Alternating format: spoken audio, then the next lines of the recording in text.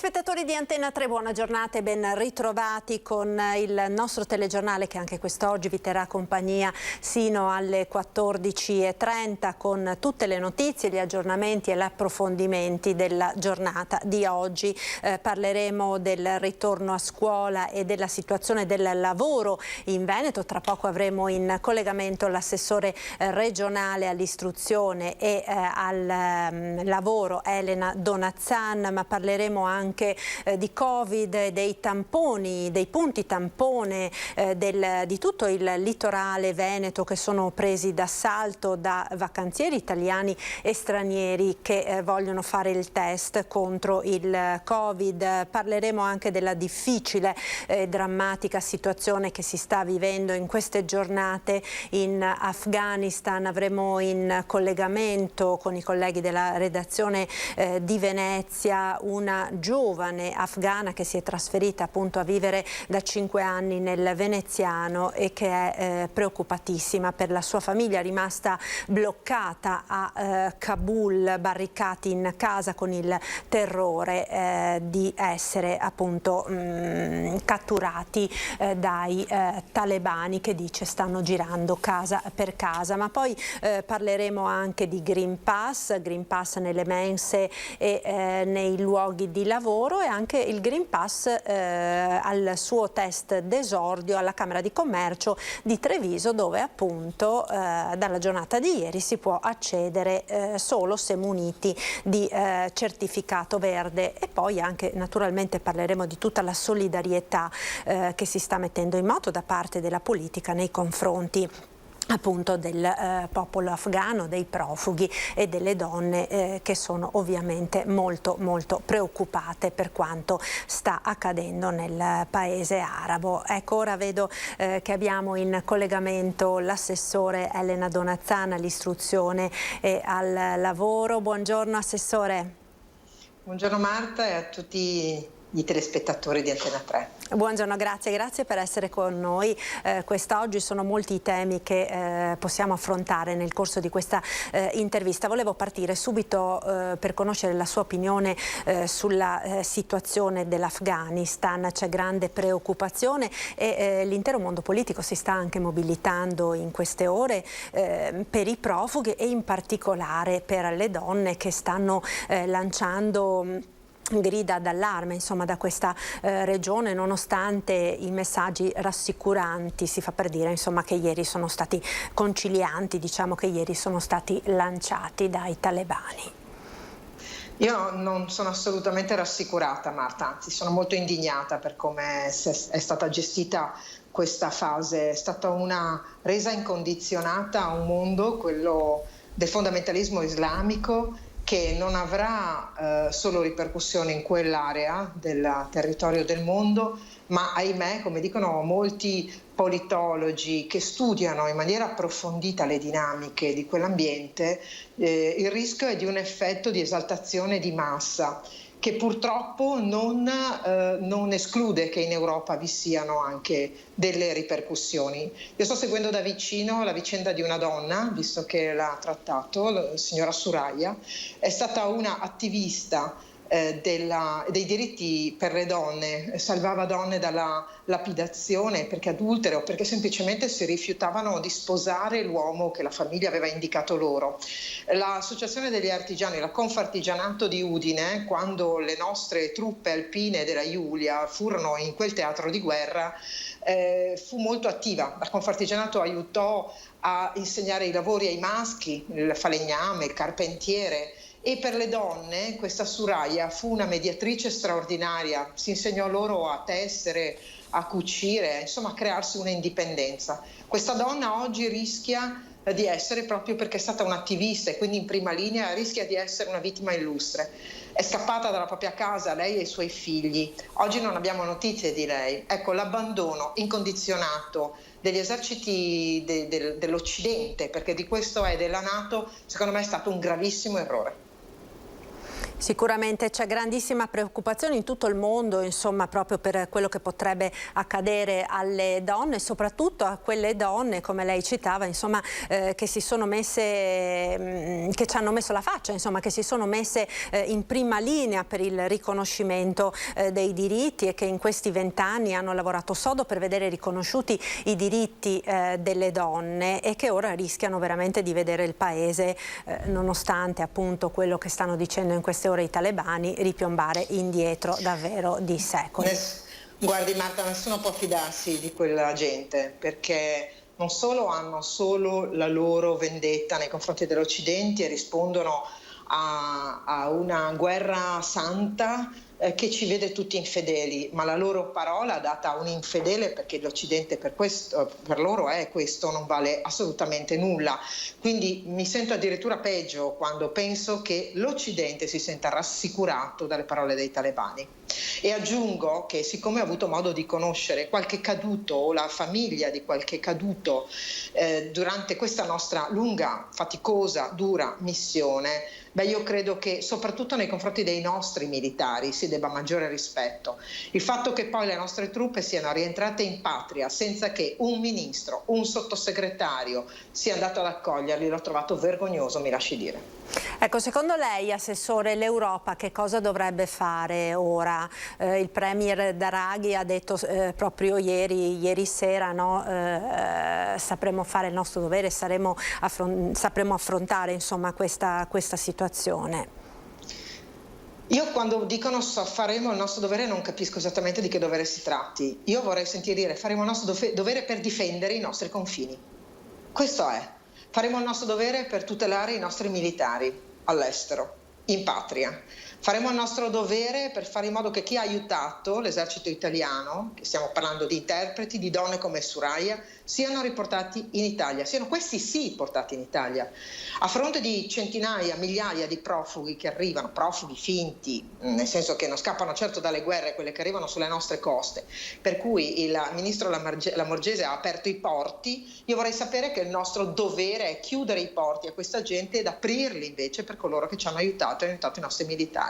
Questo è il nostro dovere. Dire faremo il nostro dovere senza specificare che cosa è una presa in giro. Assessore, torniamo ora ai temi diciamo relativi a quelle che sono le sue deleghe, due deleghe sicuramente molto importanti a maggior ragione, insomma, in questo particolare momento storico che stiamo vivendo, quella all'istruzione e quella al lavoro. Parliamo quindi di scuola e di questi giorni, insomma, l'intesa che è stata trovata tra il governo e i sindacati per il ritorno in classe con il Green Pass e delle nuove regole che stanno già facendo discutere e non poco. In Regione Veneto la situazione com'è, Assessore? Intanto partiamo dalla condizione di sicurezza con cui noi in Veneto abbiamo organizzato, grazie ad una collaborazione veramente molto preziosa con l'ufficio scolastico regionale, ricordiamo che è l'ufficio del Ministero dell'Istruzione sul territorio. Noi a luglio dell'anno scorso prevedemmo un manuale operativo per dare proprio le istruzioni per l'uso ai presidi che dovevano e si trovavano di fronte a una riorganizzazione degli spazi principalmente e delle regole di comportamento all'interno delle scuole. Quel manuale operativo ha permesso, Marta mi lasci ripeterlo, di andare in sicurezza a scuola anche nell'anno 2020, anche nel momento in cui i contagi erano molto più significativi di quelli di oggi. La scuola è stata un luogo sicuro. Ad aprile, quando il picco era veramente molto alto, su oltre 95.000 docenti in forze, personale non solo docente ma anche amministrativo in forze alle scuole del Veneto, solo 150 erano in isolamento, cioè avevano contratto il Covid ed erano quindi in quarantena. E non necessariamente questo si era riversato a scuola, ovvero quando l'insegnante era positivo o quando gli studenti erano positivi, questo non diventava necessariamente il gruppo classe, cioè fatti i tamponi al gruppo classe erano più i negativi che i positivi. Per dire che la scuola, con i distanziamenti, le mascherine, le regole di comportamento, è stato un luogo sicuro. Noi vogliamo continuare a fare sì che lo sia. Peraltro ho apprezzato molto le indicazioni del ministro Bianchi, ministro dell'istruzione, che è molto diverso dal ministro Azzolina. Il ministro Bianchi ha messo a disposizione risorse anche per il Veneto per risolvere il problema. Abbiamo oggi circa 1200 classi in tutto il Veneto mancanti, ovvero la composizione delle classi è magari di 24 ragazzi, pensiamo alle scuole superiori, 22, 24, 25 ragazzi, i distanziamenti nel luogo fisico previsto non sono rispettati e quindi c'è bisogno di andare altrove a recuperare delle classi. Vuol dire anche avere messo delle risorse per moduli che pro tempore possono diventare utili per le classi o affittare altri luoghi.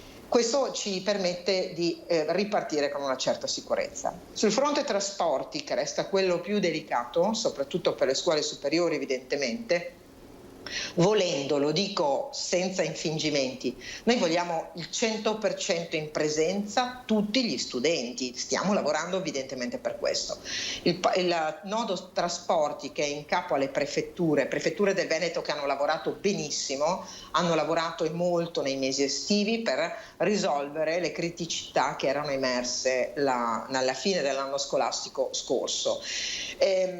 Il CTS, perché noi dipendiamo dalle regole nazionali, non possiamo inventarle noi in salsa veneta, diciamo così, le regole sono che un pullman può essere occupato per l'80% della capienza. Questo pare essere sufficiente nei calcoli che le prefetture hanno fatto per garantire il trasporto. Ecco, Assessore, per quanto riguarda il Green Pass, che è questa novità insomma dell'anno scolastico 21, diciamo c'è un po' di maretta anche tra le associazioni sindacali, anche se bisogna dirlo, insomma in Veneto la percentuale di insegnanti e personale non docente vaccinata è molto elevata, anche se peraltro i numeri esatti non si sanno perché c'è un problema di privacy, no? E quindi al momento anche l'ufficio scolastico regionale non è in grado di poter avere i dati precisi incrociandoli con quelli delle anagrafi sanitarie. In questo senso, Assessore, lei che cosa pensa? È questo lo strumento utile per poter garantire un'ulteriore sicurezza? Ma guardi Marta, come ho detto, la scuola nell'anno orribile 2020 è stata molto protetta, perché i luoghi vigilati, dove c'è un adulto di riferimento, l'insegnante, il bidello, la persona che vigila in qualche modo, che dà indicazioni, ha fatto sì che le regole venissero rispettate e le scuole del Veneto sono state un luogo sicuro. Quindi questa è una premessa d'obbligo, perché il Green Pass, che oggi viene appunto è stato indicato come obbligatorio, per me deve conciliarsi con la libera scelta di vaccinarsi, perché resta una libera scelta. Lo dico da persona vaccinata. Da persona vaccinata io dico che ho rispetto delle persone che decidono di non vaccinarsi o perché non vogliono o perché non possono. E quindi per me l'altro punto, perché il Green Pass, il certificato verde, è o ho il vaccino, ma guardate che vaccino non significa che oggi sono vaccinata e potrei essere positiva al Covid. Certo, su di me l'effetto della malattia sarebbe molto attenuato dal vaccino. Ecco perché la vaccinazione è importante per evitare che le persone vadano in ospedale. Ma se una persona è pienamente sana, non ha problemi di altro genere, non vuole vaccinarsi, io devo rispettare questa scelta. E allora io credo che si debba ragionare su tamponi ad un costo non sociale, cioè che poi paghi la collettività, ma un costo un prezzo di costo, perché un tampone oggi costa più o meno alla vendita, diciamo, dalla gente alla farmacia, diciamo così, costa circa 2 euro. Sono i tamponi che oggi andiamo a utilizzare normalmente. E allora io credo che non debba esserci una penalizzazione per chi per lavorare obbligatoriamente deve fare tampone, e io credo che si debba ragionare, e spero che il generale Figliuolo lo faccia, su un prezzo di costo per coloro che non volessero vaccinarsi, non potessero vaccinarsi e volessero ovviamente fare un tampone senza, mi permetta Marta, dire che la vaccinazione può essere una scelta solo per chi ha un potere d'acquisto alto, perché un insegnante che percepisce 1.200-1.300 euro al mese non può permettersi ogni 48 ore un tampone da 22 euro. Certo, lo ricordiamo ovviamente che la percentuale, appunto come dicevamo, comunque di insegnanti vaccinati nella nostra regione in particolare è molto, molto elevata, al di là insomma delle situazioni che si sono verificate. Lo ricordiamo, no? Lo scorso marzo era stata fatta proprio questa corsia preferenziale per gli insegnanti con la vaccinazione di AstraZeneca e tutto il caos che ne è successo, che sicuramente non ha contribuito a tranquillizzare gli animi. Comunque insomma sta di fatto che la stragrande maggioranza degli insegnanti ha comunque risposto positivamente agli appelli lanciati anche dalla Regione Veneto, dal governatore Zaia, proprio per l'immunizzazione del personale scolastico. C'è comunque questo nodo della privacy. In questo senso, diciamo, Assessore, lei che posizione ha? Le faccio questa domanda perché ed è la stessa domanda che ho fatto ieri ad un sindacalista della scuola, perché mi ha molto colpita una lettera che è arrivata qui in redazione da parte di una mamma di una bimba disabile che ha meno di 12 anni, quindi non può fare il vaccino perché ancora al momento non esiste un vaccino per i più piccoli. Ovviamente questa bambina ha l'insegnante di sostegno. La mamma dice: io vorrei sapere se l'insegnante che starà vicina per tante ore al giorno alla mia bambina è vaccinata oppure no. Secondo lei quindi quali sono i confini della privacy in questo senso, quando la scelta del singolo viene comunque ad avere delle conseguenze anche sulla salute di chi gli sta vicino? È sempre il rischio. Ecco, c'è qualche problema nel collegamento con l'assessore? No. Sì, eccomi. Ecco. Sì. Sì, se può ripartire perché si era bloccato il video e non l'abbiamo sentita. Sì, a mio avviso è sempre il rispetto di ciascuno, che significa che questa mamma può certamente chiedere all'insegnante, per sentirsi più sicura per la propria figlia, se l'insegnante è o meno vaccinata.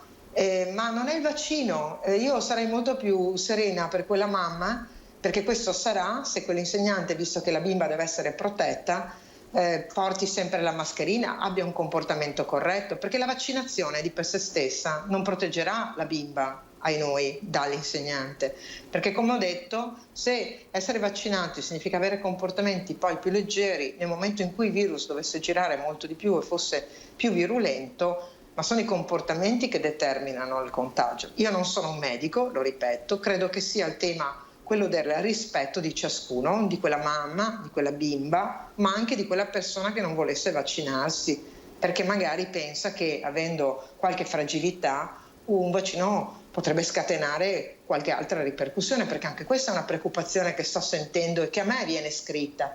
A voi ha scritto la mamma di una bimba di 12 anni, a me ha scritto la mamma di un'altra bimba più piccolina che dice: la mia bambina ha dei problemi e io temo che il vaccino possa acuirli. Vede che nessuno può dare la certezza, la scienza non può essere univoca, la scienza ha sempre un rischio di per sé stesso, però andiamo a spiegarlo a quella persona che dopo il secondo vaccino ha perso la vita, ed è accaduto anche in Veneto, è accaduto anche in provincia di Vicenza e magari lo conoscevo pure, e devo spiegare alla propria famiglia che la vaccinazione è una cosa buona e giusta. C'è sempre un dato personale, c'è sempre un dato di rispetto. Io lo dico da persona vaccinata proprio perché sempre di più oggi c'è anche una caccia all'untore che a me non piace, Marta. Non mi piace sentire di accusare chi ha deciso di non vaccinarsi di essere irrispettoso. Io faccio questa premessa: non avrei potuto farle, non avrei potuto parlare se non mi fossi vaccinata, con tutta probabilità, perché oggi il clima è rovente di uno scontro sociale. Forse la politica dovrebbe interrogarsi di questo, dovrebbe far parlare un po' di più magari i medici delle persone, quindi i medici di base. Dovrebbe essere un po' meno gridato lo scontro su tutti, i social, ecco, dove invece la caccia alle streghe, la caccia all'uomo, la caccia al non vaccinato o la caccia al vaccinato perché oggi stiamo assistendo a questo clima e io credo che su tutto la politica, in questo caso la politica invece dell'amministrazione, debba essere cauta e trasparente. Sicuramente un invito ad abbassare i toni sarebbe ben accetto, penso, da tutti, no? Abbiamo visto oltre che ai vaccini anche la caccia all'untore per quanto riguarda per esempio i Green Pass, no? Abbiamo visto quanto si sia scatenato il web magari nei confronti di quegli esercizi commerciali che come da legge chiedono il Green Pass ai propri clienti, quindi insomma è tutta una discussione, un clima che sarebbe opportuno smorzasse i toni proprio nel bene e nell'interesse, credo, di tutti noi e della collettività intera. Volevo affrontare anche un altro tema con lei, Assessore, prima di terminare questa intervista, che è quello relativo al lavoro. È proprio di questi giorni il bollettino regionale relativo ai dati occupazionali in seguito allo sblocco dei licenziamenti del 1° luglio scorso. Come sta andando nella nostra regione, Assessore? Sta andando molto bene in termini di occupazione di nuovi contratti. Sono contratti a tempo determinato perché l'incertezza, e questo è un dato invece diciamo mondiale che si sta abbattendo con grande violenza sulle imprese del Veneto, l'incertezza, il costo delle materie prime che è quintuplicato, se non raddoppiato per certi aspetti, quintuplicato per altri. La logistica, per esempio, è un costo che è uscito veramente dai parametri immaginabili e che si sta abbattendo anche sulle nostre imprese, tanto che in alcuni settori, pensiamo alla meccanica, stanno producendo sotto costo, ma fino a quando si può produrre in questo modo? È la domanda. E quindi questo bisogno di lavoro oggi è anche dettato da commesse che vengono fatte con brevi tempi di realizzazione e quindi le nostre imprese hanno bisogno di assumere ma non trovano i lavoratori, ed è questo l'effetto del blocco dei licenziamenti. Lei ha ben notato, Marta, lo sblocco invece dei licenziamenti non ha portato grandi fenomeni in Veneto. Tenete conto che alcuni settori comunque in alcuni settori persiste questo blocco, la moda per esempio, ma per gli altri settori, gli altri comparti, lo sblocco non ha determinato grandi effetti proprio perché c'è questo iperlavoro, un superlavoro per le nostre imprese. Invece si cercano lavoratori ed è lì che abbiamo cercato e stiamo cercando di smuovere gli inattivi, cioè coloro che sono o percettori di sussidi, ammortizzatori sociali e quindi vogliono rimanere nella permanenza di questa situazione, anche perché magari vogliono essere collegati alle loro aziende, o il reddito di cittadinanza, dove invece l'effetto è molto negativo perché il reddito di cittadinanza sta dimostrando i suoi limiti. Persone non cercano lavoro, sanno che possono avere la paghetta dello Stato per molto tempo, non sappiamo fino a quando, aggiungo io.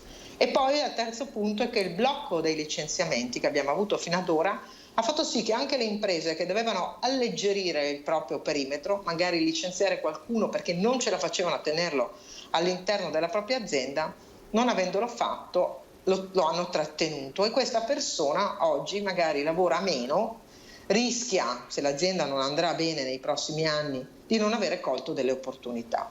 Ecco, questa è una fase molto delicata del mercato del lavoro in Veneto.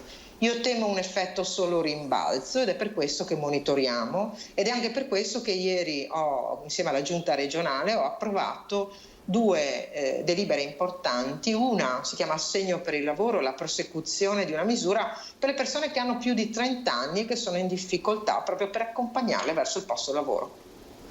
Ecco, un altro problema che sta emergendo in questi ultimi 2 mesi è quello della mancanza di manodopera. Abbiamo accolto più volte l'appello di numerosi imprenditori, in modo particolare anche nel settore del turismo, della ristorazione, che non riescono a trovare manodopera. Siamo nelle settimane clou del Ferragosto e peraltro fortunatamente insomma il turismo sta andando davvero molto molto bene nella nostra regione, c'è il tutto esaurito sulle spiagge, sui monti, sul Garda, quasi con dei numeri inaspettati anche da parte degli stessi operatori, però c'è una grossa difficoltà nel reperire la manodopera. Come mai secondo lei si sta verificando questo fenomeno, al di là di quanto già si diceva prima del reddito di cittadinanza o piuttosto dei sussidi?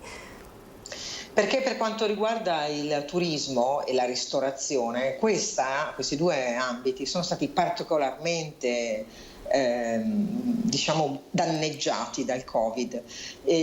Larga parte degli operatori, dei lavoratori di questo settore, se hanno trovato qualcos'altro, sono andati a fare qualcos'altro. Si sono ripensati o sono andati nell'ambito magari del commercio, della grande distribuzione, che invece in quel tempo assumeva, e oggi preferiscono stare lì vedendo che nella ristorazione e nel turismo tanto il lavoro è molto più duro, ricordiamolo, perché lavorare in quegli ambiti è un lavoro che deve essere una passione, perché ci vuole molta motivazione. È un gran bel lavoro, hai a che fare con la gente, ma devi essere disponibile, preparato, sorridente, lavorare quando gli altri fanno festa. Non c'è sabato e domenica naturalmente, no. La sera si deve lavorare, chiaro. Questa che è la nostra prima industria del Veneto, il turismo, è legato alla ristorazione, è parte del turismo, il settore alberghiero, della ricettività, del divertimento, è stato fortemente penalizzato da Covid. Larga parte appunto di quei lavoratori sono usciti, non sono rientrati e oggi non se ne trovano di nuovi, perché i giovani hanno scelto anche percorsi di studio diversi, sono troppo pochi gli iscritti agli istituti alberghieri, alle scuole della formazione professionale della ristorazione per poter assolvere al grande numero di richieste. Poi mancano i lavoratori stagionali dell'estero, perché chiaramente la mobilità straniera non solo del turismo ma dei lavoratori è stata difficile. E perché non ci sono lavoratori sul mercato, come dicevo prima, tra sussidiati, tra ammortizzatori sociali, persone in cassa integrazione, tra coloro che stanno in qualche azienda che magari è lì che traccheggia ma non si fidano ad andare fuori, e dall'altra parte turismo e ristorazione che non riescono a dare il lungo respiro a un lavoratore. Ecco, questo è un problema molto grave che va affrontato con grande serietà e per il quale dobbiamo immaginare soluzioni diverse da quello che abbiamo avuto fino ad oggi, a partire dai pagamenti, a partire da come le imprese del turismo oggi dovrebbero essere aiutate dallo Stato, perché se l'Italia è una terra, è una nazione straordinariamente bella e che richiama, queste imprese che hanno sofferto così tanto in lockdown devono essere aiutate oggi, e dall'altra devono poter pagare un po' di più i propri lavoratori, perché per il carico di lavoro che hanno, ecco, alle volte uno si mette di fronte e dice: quanto prendo a fare la commessa in supermercato? Mi toccherà anche lavorare la domenica pomeriggio, ma rispetto a lavorare in qualche località turistica diciamo che è molto meno gravoso.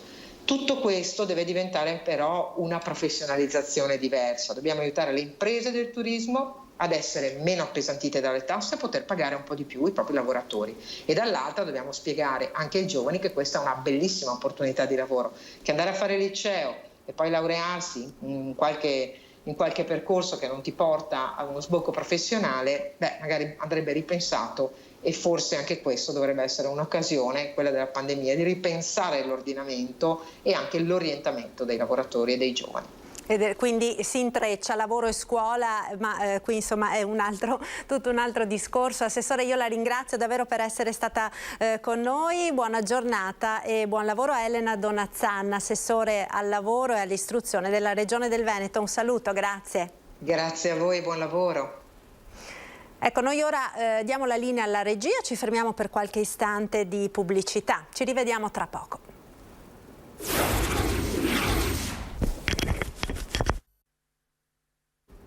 Ed eccoci nuovamente in diretta con il nostro telegiornale. Ora andiamo nel Veneziano, andiamo a Mestre in Piazza Ferretto. Vedo che è già collegata la nostra inviata Luisa Bertini, che assieme a Simone Merlo ci sta raccontando in queste giornate la grande apprensione che c'è nel Veneziano per gli afghani che sono rimasti bloccati appunto in in Afghanistan. È proprio di queste ore la notizia che la giovane Zara, di cui vi abbiamo parlato nei giorni scorsi, sta per partire, sta per imbarcarsi in un volo per tornare in Italia. Ancora non si hanno però informazioni dettagliate, ma ci sono anche tante altre storie di persone afghane che si sono trasferite in Italia e che stanno vivendo davvero momenti di grandissima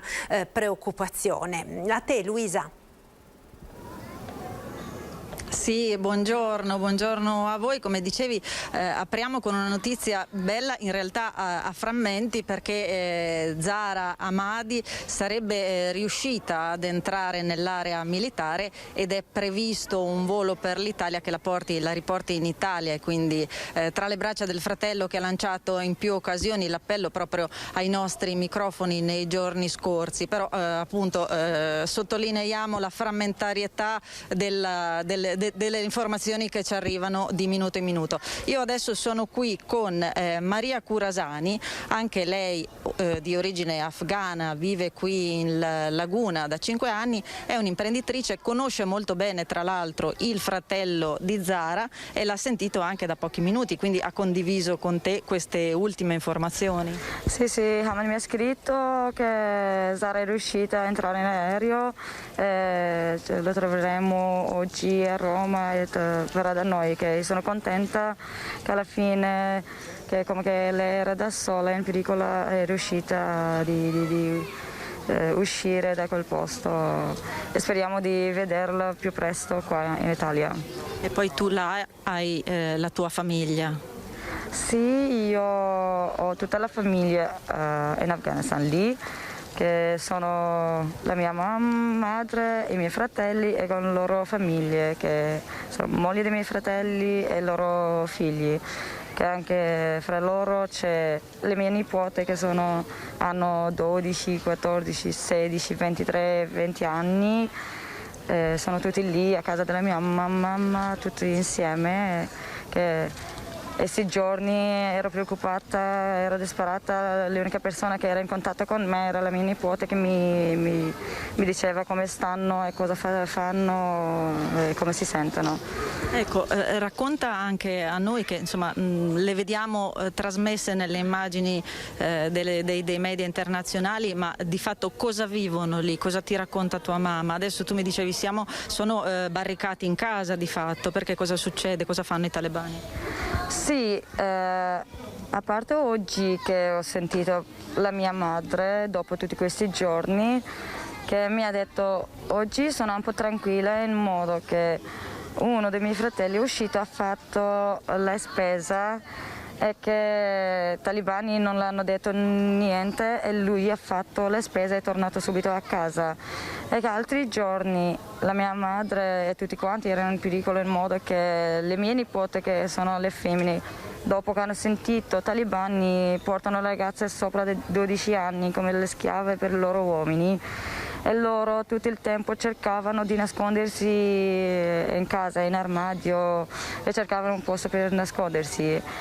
E anche la mia madre, come che abbiamo vissuto il primo periodo dei talebani, e stava provando di nuovo quei trucchi che usava il primo periodo dei talebani, avendo il Corano nel braccio, diceva se entrano talebani a casa si butta avanti dei loro piedi, pregandoli di non fare male ai miei figli. E anche i miei fratelli stavano chiusi a casa, anche adesso sono chiusi a casa, e che è passato tutti questi giorni con quella paura. Diciamo, oggi c'è stata una minima apertura in base anche alla conferenza stampa dei miliziani talebani di ieri, che hanno promesso che non ci saranno ripercussioni nei confronti di chi ha collaborato con i governi occidentali. Sì, quello che ha tranquillizzato un po' la gente, per quello alcuni hanno preso il coraggio di uscire, di vedere com'è la situazione fuori. E che comunque con l'esperienza e con le notizie che avevo io ultimi giorni, dove abita la mia famiglia. Loro sono a Kabul. A Kabul.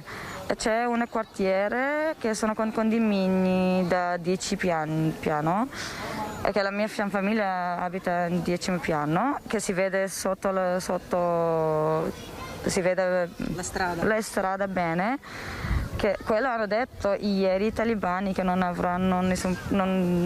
faranno male a nessuno, e che invece l'altro ieri la mia nipote mi raccontava che noi guardiamo loro che controllano le macchine, e le macchine che hanno la targa del governo lo aprono e lo portano.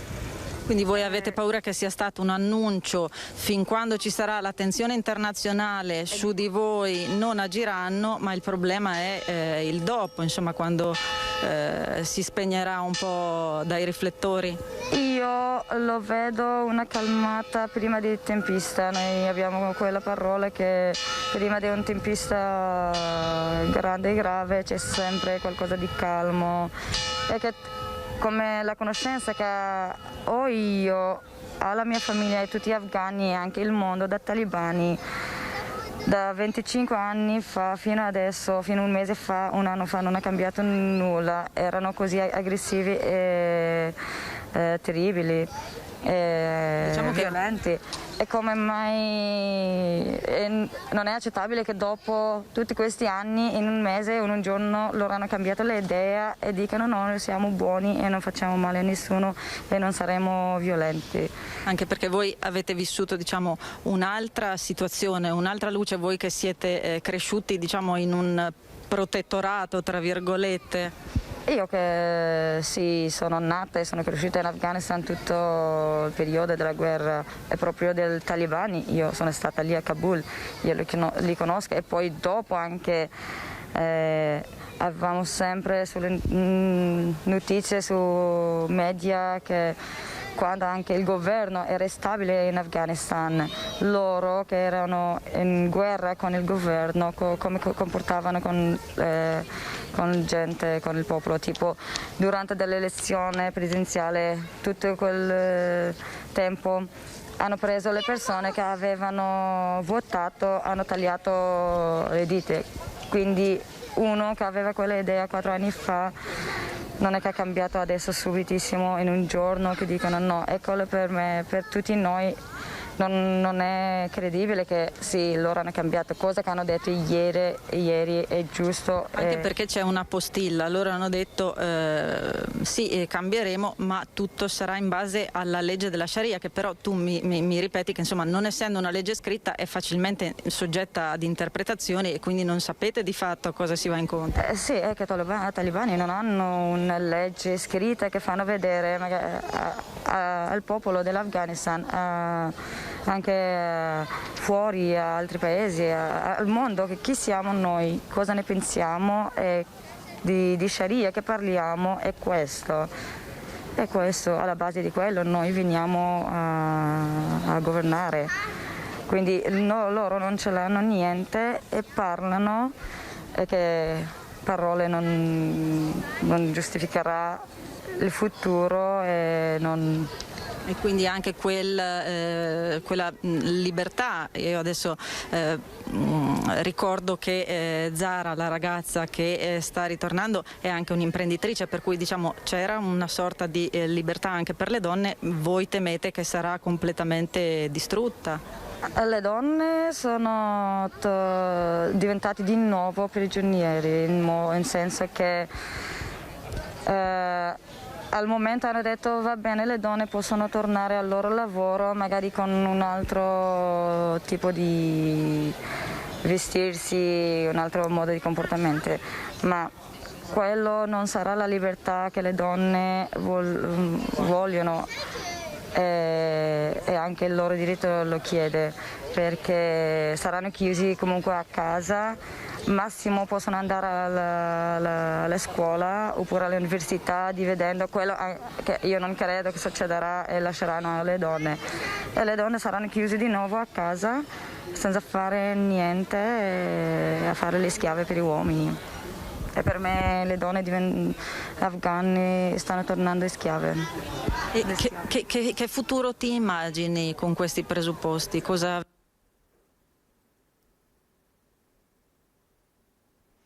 Ecco, si è bloccato il collegamento. Luisa, non so se tu riesci a sentirmi. No, allora dalla regia magari provate a ricontattare i colleghi Luisa Bertini e Simone Merlo, che si trovano appunto in Piazza Ferretto per raccontare attraverso queste interviste, come stiamo facendo appunto da giorni, la situazione drammatica che si sta vivendo in Afghanistan. In attesa di capire insomma se è pronto nuovamente, se riusciamo quindi a ricollegarci con Venezia, con Piazza Ferretto a Mestre, vediamo insieme quelli che sono i dati di oggi relativi all'andamento del contagio. Possiamo vederli anche nella grafica con il bollettino di oggi della regione del Veneto. Ebbene, sono 692 i nuovi casi di positività al coronavirus registrati in Veneto nelle ultime 24 ore, che portano il totale a 447.206. Purtroppo si registrano anche 2 decessi. Lo ricordiamo, un decesso c'è stato l'altro giorno ed era oltre un mese che non si registravano decessi per Covid nella nostra regione. Ebbene, oggi sono altri 2 i morti per questa malattia, per un totale di 11.659 persone che hanno perso la vita in Veneto a causa del coronavirus. Stabili i ricoveri in area non critica, sono 244 le persone ricoverate appunto negli ospedali del Veneto, ma cresce il numero di pazienti ricoverati nelle terapie intensive. Siamo a 43 più 5 rispetto a ieri, e ricordiamo, come appunto ricordava del resto il presidente della regione Zaia nel punto stampa di ieri, che il 75% degli ospedalizzati non è vaccinato. Per quanto riguarda invece i dati relativi alle vaccinazioni, e li state vedendo nella nostra grafica, quelli che sono i nuovi dati, nelle ultime 24 ore sono state somministrate quasi 20.000 dosi di vaccino, 19.226 per la precisione. Sono state quindi utilizzate il 96% delle dosi a disposizione. La popolazione residente in Veneto che ha completato il ciclo vaccinale, quindi con entrambe le dosi, è pari al 58,2%, mentre quelle che hanno ricevuto la prima dose sono pari al 67,3%. Questi quindi sono i dati del bollettino di oggi. Fatemi sapere se siamo in grado di vedere nuovamente i colleghi. Non ancora. Allora io direi di continuare a parlare di sanità con le importanti notizie che ci arrivano sul fronte della costruzione del nuovo ospedale di Padova, che sono appunto state illustrate ieri a Palazzo Balbi. Vediamo. Nuovo ospedale di Padova Est San Lazzaro. La Giunta regionale ha approvato la delibera che prevede un ulteriore finanziamento dell'opera di 300 milioni di euro. Lo prevediamo perché l'ospedale costerà quasi 600 milioni, sono 590 milioni, dei quali 108 milioni sono di sole attrezzature, il resto sono opere. Io vi dico solo una roba, perché poi i veneti dicono parlano sempre dell'ospedale di Padova. Sì, noi parliamo dell'ospedale di Padova perché lo facciamo, lo dico anche a tutti quelli che pensavano che fossimo di perditempo, al punto tale che vi annuncio già l'inizio dei lavori a fine 2023. 2 anni per partire con il cantiere, legati alla montagna di carte, così la definisce Zaia, che andrà preparata, e su questo fronte il Presidente rilancia al Governo l'ipotesi di un iter semplificato grazie a una gestione commissariale dell'intervento che ridurrebbe drasticamente i tempi. Noi possiamo tranquillamente, per darvi una dimensione, gli 8 anni che poi diventeranno 10 per avere le chiavi in mano con il primo paziente dentro, penso che verosimilmente li possiamo quantomeno dimezzare. Un ospedale da 200.000 metri quadrati e 963 posti letto, più 50 da riservare a pazienti extra regione. Sono 8 i gruppi che stanno partecipando all'affidamento della progettazione, e una gara a livello internazionale sarà necessaria anche per individuare il soggetto con cui la regione si indebiterà per la copertura dei 300 milioni da aggiungere ai 290 già accantonati. Le modalità di finanziamento che sono state considerate congrue e quelle quindi più da perseguire da parte dei professori dell'Università di Padova, che hanno avuto l'incarico appunto di un'analisi economico-finanziaria, è quella dell'appalto con finanziamento o autofinanziamento. Oggi in Regione Veneto sono disponibili 290 milioni già disponibili, quindi ci sarà un finanziamento per quanto riguarda appunto i mancanti 300 milioni che verranno quindi poi tramite una gara recepiti alle migliori condizioni. Ecco, allora siamo in grado di ricollegarci con i colleghi che si trovano in Piazza Ferretto. Ecco, Luisa, si era spento il collegamento, eravamo sulla tua ultima domanda, proprio quale futuro appunto Maria si immagina per l'Afghanistan. Sì, Prego. Futuro. Esatto, quale futuro ti immagini? Eravamo rimasti qua.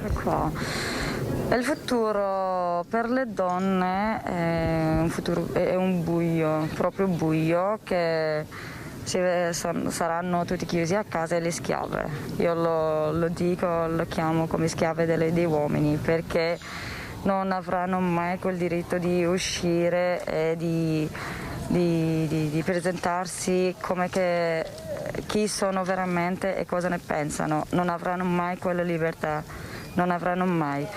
E che le donne anche quasi 40 qualcosa percentuale della popolazione dell'Afghanistan, quindi se diciamo metà della popolazione è ferma, saranno fermi e non faranno niente, già quel paese è distrutto nel senso che metà della popolazione dorme e metà altro cosa fanno?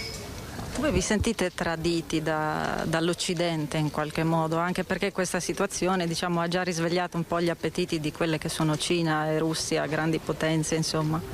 Io questi giorni avevo sempre le domande che cosa è successo questi giorni? Il governo è caduto e poi sono tornati i talibani. Era per occidentali e per americani, per tutti quanti che hanno fatto le spese grosse in quel paese. Sono stati 20 anni, non è poco tempo, 20 anni lì e sono usciti. Le mie domande erano che loro accetteranno come un fallimento completo, che non hanno fatto nulla e sono usciti, oppure avevano anche interessi, sono riusciti a arrivare ai loro interessi, perché da noi, diciamo, in Afghanistan hanno creato una speranza di tutti quanti che sì, andrà tutto bene, avrete la pace e noi ci siamo con voi. E diamo in mano su qualsiasi cosa che voi create un governo stabile, una società democratica, anche un governo democratico proprio per le donne che voi. Si è bloccato nuovamente il collegamento. Io comunque ringrazio, so che appunto stavano per concludere, ringrazio la nostra Luisa Bertini e Simone Merlo con la loro ospite per averci offerto appunto questo spaccato visto dagli occhi di un'imprenditrice afghana, donna quindi, che si è trasferita a Venezia, di quanto sta accadendo appunto in Afghanistan in queste ore. Noi ora torniamo a parlare di Covid. Abbiamo in collegamento ora Mauro Filippi, direttore generale dell'ULSS 4 del Veneto Orientale. Buongiorno direttore. Buongiorno a lei e a tutti gli ascoltatori in linea, buongiorno. Buongiorno, grazie per essere con noi. Allora, sono giornate sicuramente di grande lavoro su tutto il litorale veneziano, in modo particolare per i tamponi. Abbiamo visto insomma con i nostri servizi nel corso dei telegiornali di queste giornate ferragostane di quante persone si stiano presentando appunto ai punti tampone per il test Covid, sia italiani che stranieri. La situazione ora com'è? Perché lo ricordiamo, no, direttore, ci sono stati anche degli episodi la settimana scorsa davvero sgradevoli, il bus preso d'assalto a Piazzale Zenit a Bibione, litigi, insomma ci sono stati anche dei momenti di tensione. Sì, la situazione direi decisamente ordinaria e sotto controllo.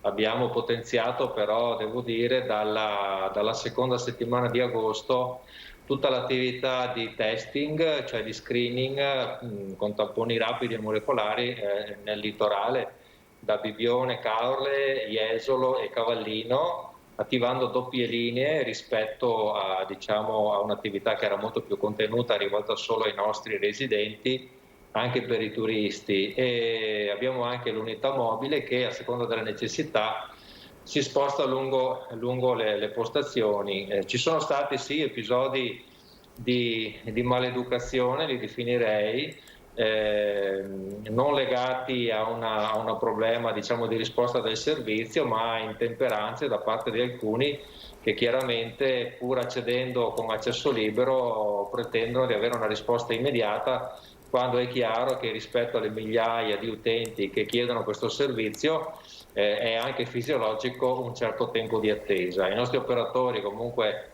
direi con professionalità e serietà, hanno sempre risposto senza mai, diciamo, perdere la pazienza e dando il servizio che dovevano dare in maniera ordinata. Insomma, poi consideriamo che siamo passati da una media di 1 migliaio di tamponi al giorno, che era, diciamo, il nostro standard, a un potenziale di 6.000 tamponi, considerando appunto tutta la parte relativa ai turisti presenti sulle spiagge che chiede il tampone prima di rientrare in patria. Parlo soprattutto dei turisti che provengono dalla Germania.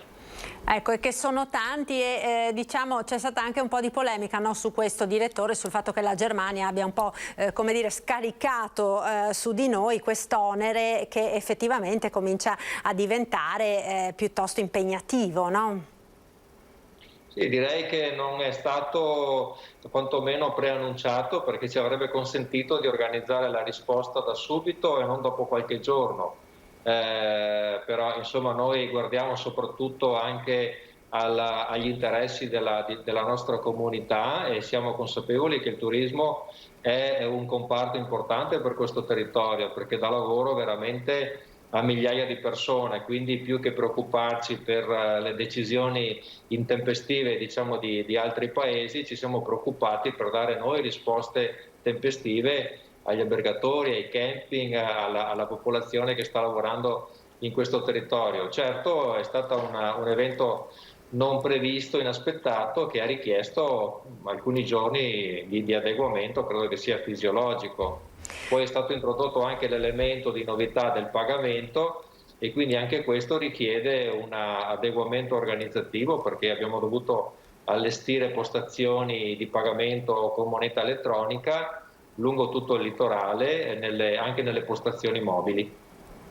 Ecco, sicuramente c'è anche molta collaborazione e di questo, diciamo, abbiamo sentito, vi sono molto grati tutti gli operatori del turismo, c'è anche molta collaborazione con le associazioni di categoria del territorio, appunto gli albergatori, Assocamping, ma anche con le farmacie del territorio che si stanno, insomma, in qualche modo attrezzando proprio per riuscire a dare una risposta soddisfacente a tutti i turisti che in questo momento stanno affollando le nostre spiagge in maniera davvero molto massiccia. Insomma, non si trova un posto letto libero neanche a cercarlo con la lanterna in queste 2 settimane di Ferragosto. Sì, è vero, è bene, insomma, per questo territorio un'importante affluenza di turisti, il tutto pieno, come dicono loro, con dati veramente importanti. Sulla collaborazione, guardi, io non mi stupisco, perché questa è una comunità che è sempre stata fortemente legata, e quindi la partecipazione delle farmacie, del privato, degli albergatori, delle associazioni in generale, dell'Assocamping con l'azienda sanitaria e viceversa è un elemento che caratteristica questo territorio, direi da sempre, non solo da quest'anno. Quindi è chiaro che nel momento di necessità ci si è trovati tutti quanti a unire le forze, ognuno per la propria parte. Di questo ringrazio tutto il comparto turistico e le farmacie che hanno aderito all'accordo regionale, perché ci ha consentito di dare appunto la risposta che stiamo dando e di mettere in sicurezza operatori, turisti e soprattutto di consentire loro di avere una vacanza sicura, come abbiamo sempre ribadito in questo territorio. Ecco direttore, l'azienda che lei dirige, l'ULSS 4 del Veneto Orientale, è sicuramente diciamo particolare nell'ambito del panorama veneto, perché insomma voi vi trovate a passare da un'azienda tutto sommato non grandissima durante il periodo invernale, mi riferisco appunto come numero di persone residenti, ad un'azienda di una metropoli enorme durante il periodo estivo, con tutti naturalmente i problemi anche organizzativi che questo comporta, perché insomma ovviamente c'è il Covid ora, ma c'è anche comunque tutto il resto legato a una presenza così massiccia di persone concentrata nei mesi estivi. Sì, noi adesso siamo concentrati sul tema Covid, però considerate che l'azienda da sempre mette a disposizione dell'attività sul litorale dei turisti, dialisi per turisti, punti di primo intervento, quindi la rete dell'emergenza urgenza.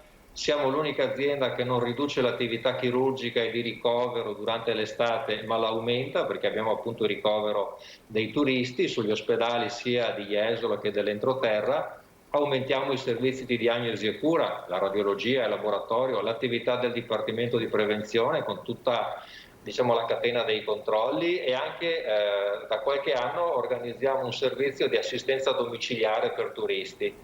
Del resto, come ha detto lei, noi passiamo dai 230.000 abitanti che sono i nostri residenti a picchi di 500.000 abitanti, considerando i turisti nel periodo giugno, luglio ed agosto, quindi una dimensione che è decisamente quella, come ha detto lei, della metropoli. Abbiamo 26 milioni di presenze durante tutta l'estate.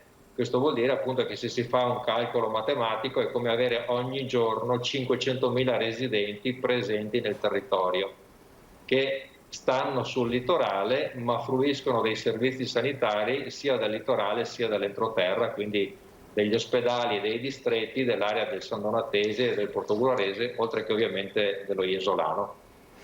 Ecco, non dimentichiamo che questo è sempre stato, come dire, un po' anche un patentino di eccellenza delle nostre spiagge, la tempestività dei soccorsi, la possibilità di cure adeguate anche per i turisti, cosa che ha fatto sì, ce lo dicevano proprio le associazioni per esempio degli albergatori, che moltissimi stranieri vengano qui proprio perché si sentono sicuri anche da questo punto di vista. Certo, lo chiedono alle agenzie di viaggio, ma anche gli albergatori quando organizzano le fiere all'estero promuovono la sanità, perché appunto i turisti vengono qui e vengono avendo la sicurezza di avere un sistema sanitario in grado di rispondere alle loro esigenze, sia di carattere urgente, e quindi ragione per cui abbiamo punti di primo intervento a Carle, a Bibione, a Cavallino, all'ospedale di Jesolo, ma chiedono anche attività programmata, e su questo fronte nel futuro organizzeremo anche pacchetti di prestazione per turisti che scelgono di venire in questa località anche solo per approfondire dal punto di vista diagnostico la loro situazione clinica, quindi ci stiamo organizzando per andare anche oltre l'aspetto dell'urgenza e emergenza.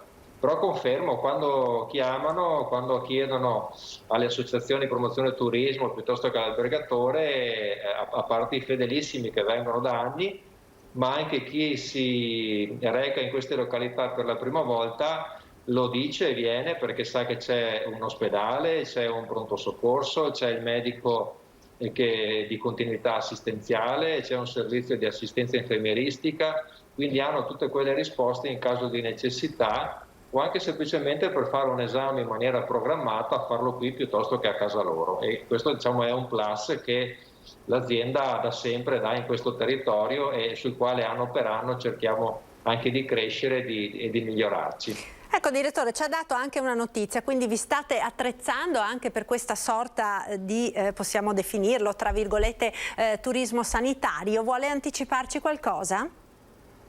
Sì, sarà un progetto che ovviamente condivideremo con la Regione e l'idea è quella di rendere questa località non solo per un bisogno sanitario di urgenza ed emergenza, ma anche programmato, una località, un territorio che possa offrire delle risposte ovviamente a non residenti, a turisti, quindi con modalità che saranno da organizzarsi in maniera molto chiara, senza che venga sottratto nulla a quella che è l'attività istituzionale. È un progetto sul quale da tempo si sta ragionando e che svilupperemo nei prossimi mesi con la Regione. Ecco direttore, per quanto riguarda la vaccinazione invece sappiamo insomma che questo è l'altro fronte ovviamente di grandissimo impegno che coinvolge ovviamente tutte le aziende sanitarie del nostro territorio. Come sta andando questa nuova fase insomma possiamo dire della campagna vaccinale che lo sappiamo è indirizzata soprattutto al target dei giovani ma anche ad andare ad intercettare tutte quelle persone over 50, over 60 che peraltro appunto proprio da questi giorni possono avere accesso libero, no, a tutti i punti vaccinali e intercettare appunto dicevo queste persone che ancora non si sono immunizzate. Guardi, sta andando molto bene, devo dire che l'iniziativa lanciata dal Presidente la settimana scorsa di consentire l'accesso libero nella fascia più bassa d'età dai 12 ai 25 ci sta veramente dando soddisfazioni perché vediamo ogni giorno centinaia di ragazzi che vengono a vaccinarsi spontaneamente ai nostri centri di vaccinazione e quindi insomma credo che se procediamo con questa strategia, con questo modello organizzativo, con settembre arriveremo sicuramente a coprire l'80% della popolazione vaccinabile. Però insomma l'obiettivo è quello di arrivare al 100%, un obiettivo certamente ambizioso ma è l'obiettivo che dà la massima sicurezza a questo territorio, quindi anche in previsione della riapertura delle scuole non posso che ricordare a tutti i ragazzi, alle loro famiglie, a tutti coloro che non si sono ancora vaccinati, che sono comunque oggi una minima parte rispetto a chi si è vaccinato perché siamo già oltre il 60% della popolazione che ha avuto almeno una dose e a tutti coloro che ancora non si sono vaccinati di affrettarsi, c'è vaccino disponibile, c'è la possibilità di accedere a qualsiasi punto vaccinale di sabato, di domenica, in settimana, dalla mattina alla sera, per cui li aspettiamo che vengano e saremo ben contenti di consumare i vaccini che abbiamo a disposizione. Direttore, sul fronte dei ricoveri come siete messi in questo periodo? Abbiamo visto peraltro nel bollettino di oggi che stanno crescendo insomma, i ricoveri soprattutto per quanto riguarda le terapie intensive in Veneto, mentre è stabile il numero dei ricoverati in area non critica che comunque è in lenta ma graduale crescita in questi ultimi giorni. Sì, allora da questo punto di vista evidenzio il fatto che oggi ad esempio abbiamo 3 ricoveri in terapia intensiva, 2 di questi non sono vaccinati e sono diciamo persone anche relativamente giovani e un terzo è vaccinato ma è ricoverato per altre ragioni. Quindi sul fronte ricoveri siamo diciamo in una situazione controllata, sicuramente da tenere con la dovuta attenzione monitorata, però ribadisco oggi i ricoveri che vediamo e soprattutto le persone che stanno male sono le persone non vaccinate. Motivo in più e direi fondamentale per decidere di vaccinarsi, cioè o ci si vaccina o si corre il rischio di entrare in ospedale e di finire in terapia intensiva anche in giovane età. Quindi è un rischio molto elevato per coloro che non si sono vaccinati. Senza contare poi le sequele legate alla malattia, nel senso che anche quando si guarisce e si viene dimessi abbiamo molti casi di utenti che hanno poi, di ex pazienti che hanno delle sequele che durano per mesi. E quindi voglio dire tutto sta a confermare la necessità di essere vaccinati.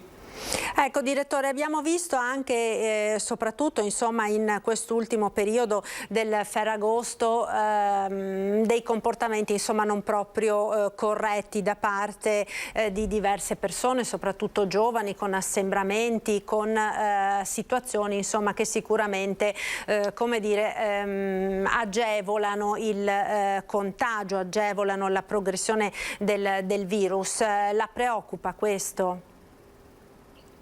Beh, certamente mi preoccupa vedere diciamo, il comportamento di alcune persone che non tiene conto né della sicurezza propria ma soprattutto della sicurezza delle altre persone. Capisco che è difficile quando si è in un momento di socialità di riuscire a tenere diciamo, mente ferma rispetto a quelle che sono le norme che ormai da 1 anno e mezzo stiamo ribadendo. Però guardi, proprio rispetto a questo ribadisco la necessità di essere vaccinati.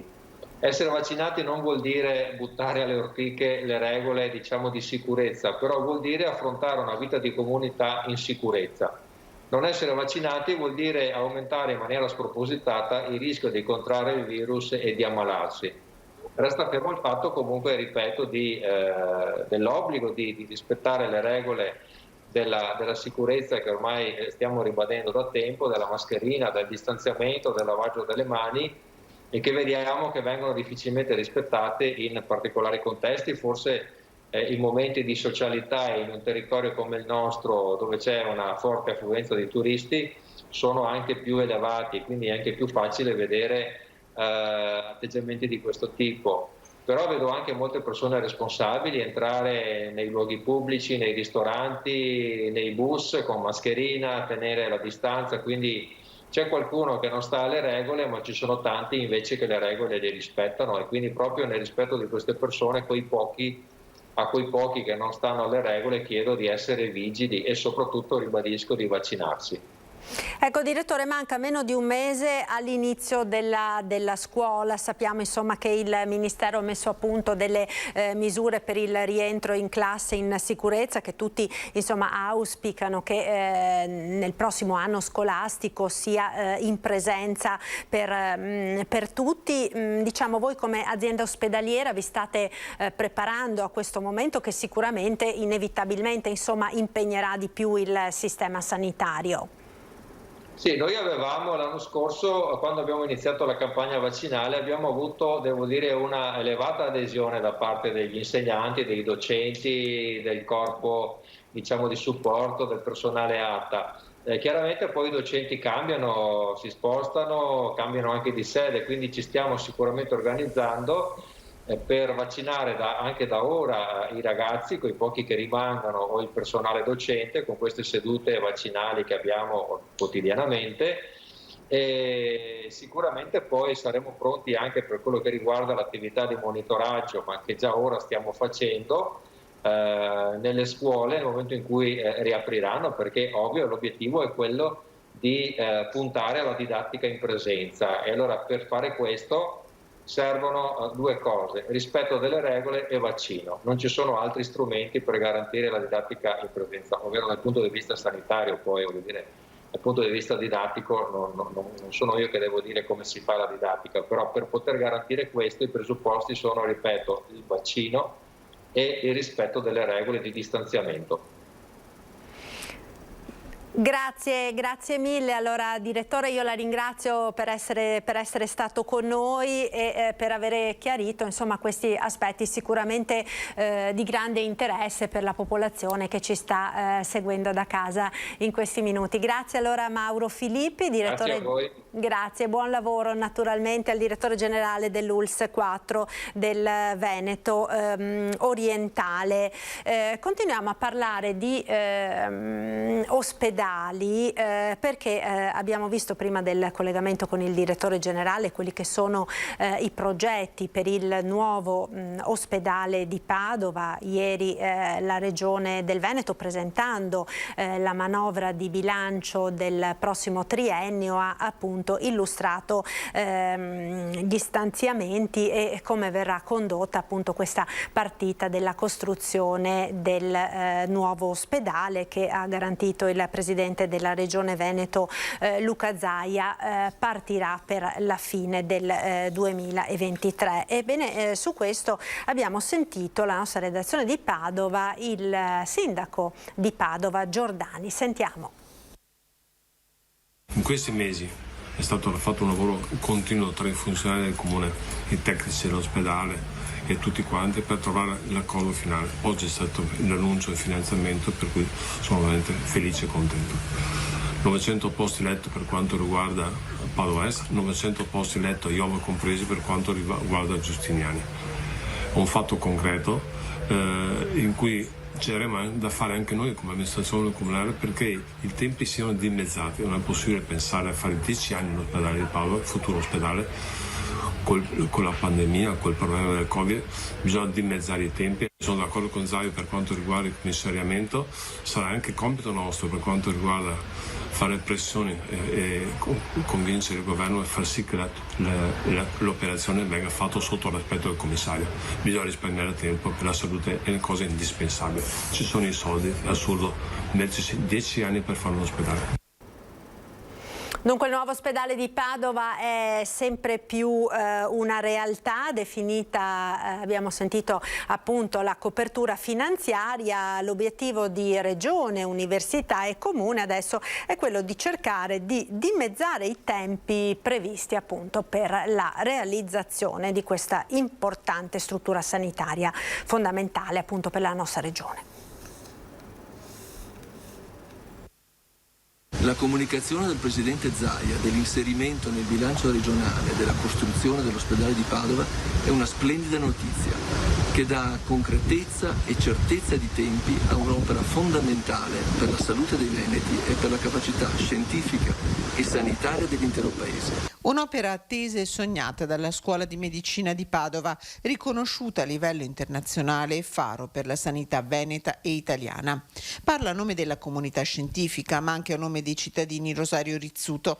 Da decenni il nuovo ospedale di Padova è quasi un'araba fenice che di mese in mese sta diventando sempre più realtà.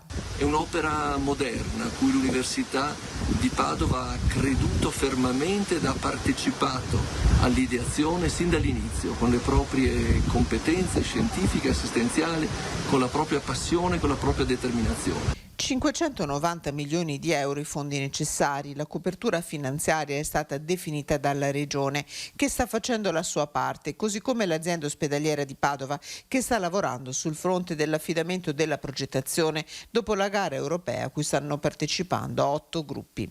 L'incognita reale è il tempo necessario, che potrebbe essere frenato dalla montagna di carte, così le ha definite il presidente della Regione Zaia. I tempi potrebbero essere dimezzati, per questo, ancora una volta unite, le istituzioni chiedono al governo una gestione commissariale. I cittadini aspettano la posa della prima pietra del nuovo ospedale a Padova Est, obiettivo fine 2023, ma soprattutto che il primo paziente possa esservi curato. Restiamo nel padovano perché sono ore di apprensione queste per le sorti di un ragazzo di 16 anni. Da ieri mattina non si hanno più notizie di Matteo Trivellato, 16 anni, di Monselice, che si è allontanato da casa volontariamente verso le 8. Il ragazzo indossa una maglia lilla e bianca e dei pantaloni corti azzurri. Era in sella ad una bici bianca da donna modello olandese, uno zainetto in spalla, e aveva detto che andava a fare colazione con un'amica al McDonald's di Monselice. Non ha con sé né il telefono né i documenti. Naturalmente la famiglia è preoccupata, per cui se qualcuno dovesse avere notizie di questo ragazzo, che lo ricordiamo appunto ha solo 16 anni, contatti immediatamente i carabinieri. Allora noi ora torniamo a parlare del maltempo che si è abbattuto ieri sera sulla Marca trevigiana e non solo. Ha attraversato l'intero Veneto da ovest verso est, con raffiche di vento fortissime che hanno divelto alberi, pali della luce e scoperchiato edifici. Da ieri si sta lavorando ininterrottamente per appunto cercare di ripristinare ripristinare la situazione e di tornare alla normalità nel servizio. Vediamo quindi la situazione in provincia di Treviso. Raffiche di vento impressionanti, una scuola scoperchiata, cimiteri danneggiati e poi alberi sradicati, viabilità e linee elettriche in tilt, lunghi blackout. Sono stati 200 nella Marca gli interventi ai quali sono stati chiamati i vigili del fuoco da ieri sera, quando si è scatenato il temporale che ha interrotto il lungo periodo di caldo opprimente. Danni nel capoluogo, Treviso, con decine di alberi abbattuti dal centro ai quartieri, ma a essere maggiormente colpita è stata l'area tra Ponzano e Castelfranco, dove per tutta la giornata sono proseguiti gli interventi di messa in sicurezza di strade ed edifici. A Strana, dove la conta dei danni è già arrivata a 100.000 euro, il vento ha scoperchiato la scuola elementare. La copertura è stata trasportata a decine di metri di distanza fin sulle case intorno. Alberi danneggiati nello storico parco di Villa Lattes, mentre in un altro parco a Vedelago il maltempo si è accanito sui giochi per i bambini. E qua siamo nel parco di Villa Cappelletto della Biblioteca Comunale di Vedelago e come avete potuto vedere c'è stato veramente un bel gran disastro. Ci abbiamo impiegato anni per riuscire a sistemare questo parco, acquistando anche i nuovi giochi per i bambini e insomma tutto il lavoro fatto è sfumato. Danni evidenti anche ad altre strutture pubbliche come questo tendone letteralmente steso a terra dal vento e poi i blackout. Ieri sera è venuta a mancare la corrente un po' su tutta Vedelago, 1900 famiglie erano senza corrente elettrica. Uno dei problemi principali è stata questa linea che vediamo qui sopra, l'albero che è caduto ha abbattuto la linea intera. Stamattina c'erano ancora 500 famiglie perché oltre a questo guasto c'erano altri guasti e l'ultimo è stato ripristinato da poche ore dall'Enel. A Ponzano operai del Comune e Protezione Civile al lavoro per tutto il giorno per ripristinare la viabilità e mettere in sicurezza i 2 cimiteri dove il cedimento delle guaine di diversi blocchi di loculi ha causato il distaccamento delle lapidi. Da Ponzano a Paese, in via Casanova. È crollato praticamente un albero della scuola dosso la casa e cornicione, per fortuna che non è crollato sul tetto. Protezione civile al lavoro dalla notte con priorità alle strade, poi qui. Anche questo è molto alto, se vi si è scavesato poi una rama grossa è venuta giù, non l'albero completo. Questa è la situazione dunque in provincia di Treviso dove appunto si sta lavorando da un giorno e mezzo proprio per tornare alla normalità dopo i danni che sono stati provocati dalla violenta ondata di maltempo che appunto l'altra sera si è abbattuta anche sulla provincia di Treviso. E restiamo nel trevigiano perché abbiamo in collegamento Mario Pozza, presidente della Camera di Commercio di Treviso Belluno e presidente di Union Camere del Veneto. Buongiorno Pozza. Buongiorno a voi. Buongiorno, grazie per essere con noi. Intanto prima di venire al tema per il quale appunto ci siamo sentiti, un suo, come dire, una sua opinione su quanto è accaduto. Abbiamo visto, no, che moltissimi alberi sono caduti, ci sono stati danni anche a tante imprese del settore agricolo, ma non solo, con edifici scoperchiati, serre volate eccetera, molti alberi e ci si sta anche proprio interrogando in queste ore su quali siano come dire, le misure da prendere, visto che ormai insomma eventi di questo genere, l'abbiamo capito, non sono più eccezionali ma stanno diventando sempre più ordinarietà. Ma direi che una stagione martoriata dall'inizio dell'estate, c'è tutto un disastro, prima da una parte e poi dall'altra. Tutta la provincia e tutto il Veneto è stato coinvolto. Purtroppo il tempo fa quello che vuole, dalle nostre parti si dice è rimasto da sposare per fare quello che vuole proprio, no? E quindi è imprevedibile, i cambiamenti climatici purtroppo sono la conseguenza di tutto ciò. E bisogna pensare in futuro a mettere in sicurezza perché vediamo capannoni scoperchiati, abbiamo visto l'ospedale di Castelfranco, alberi sulle strade, è veramente un disastro, senza pensare poi ai danni in agricoltura, dalla siccità alle tempesta, sono danni ingentissimi che purtroppo vanno a contare nel bilancio delle aziende, nei bilanci anche della regione e dello Stato perché si chiedono dei sostegni, chi non è assicurato poi ancora peggio, e quindi una situazione veramente che bisogna prendere per mano. Direi che l'ambiente e proprio rientra nell'agenda anche del prossimo programma della Comunità Europea.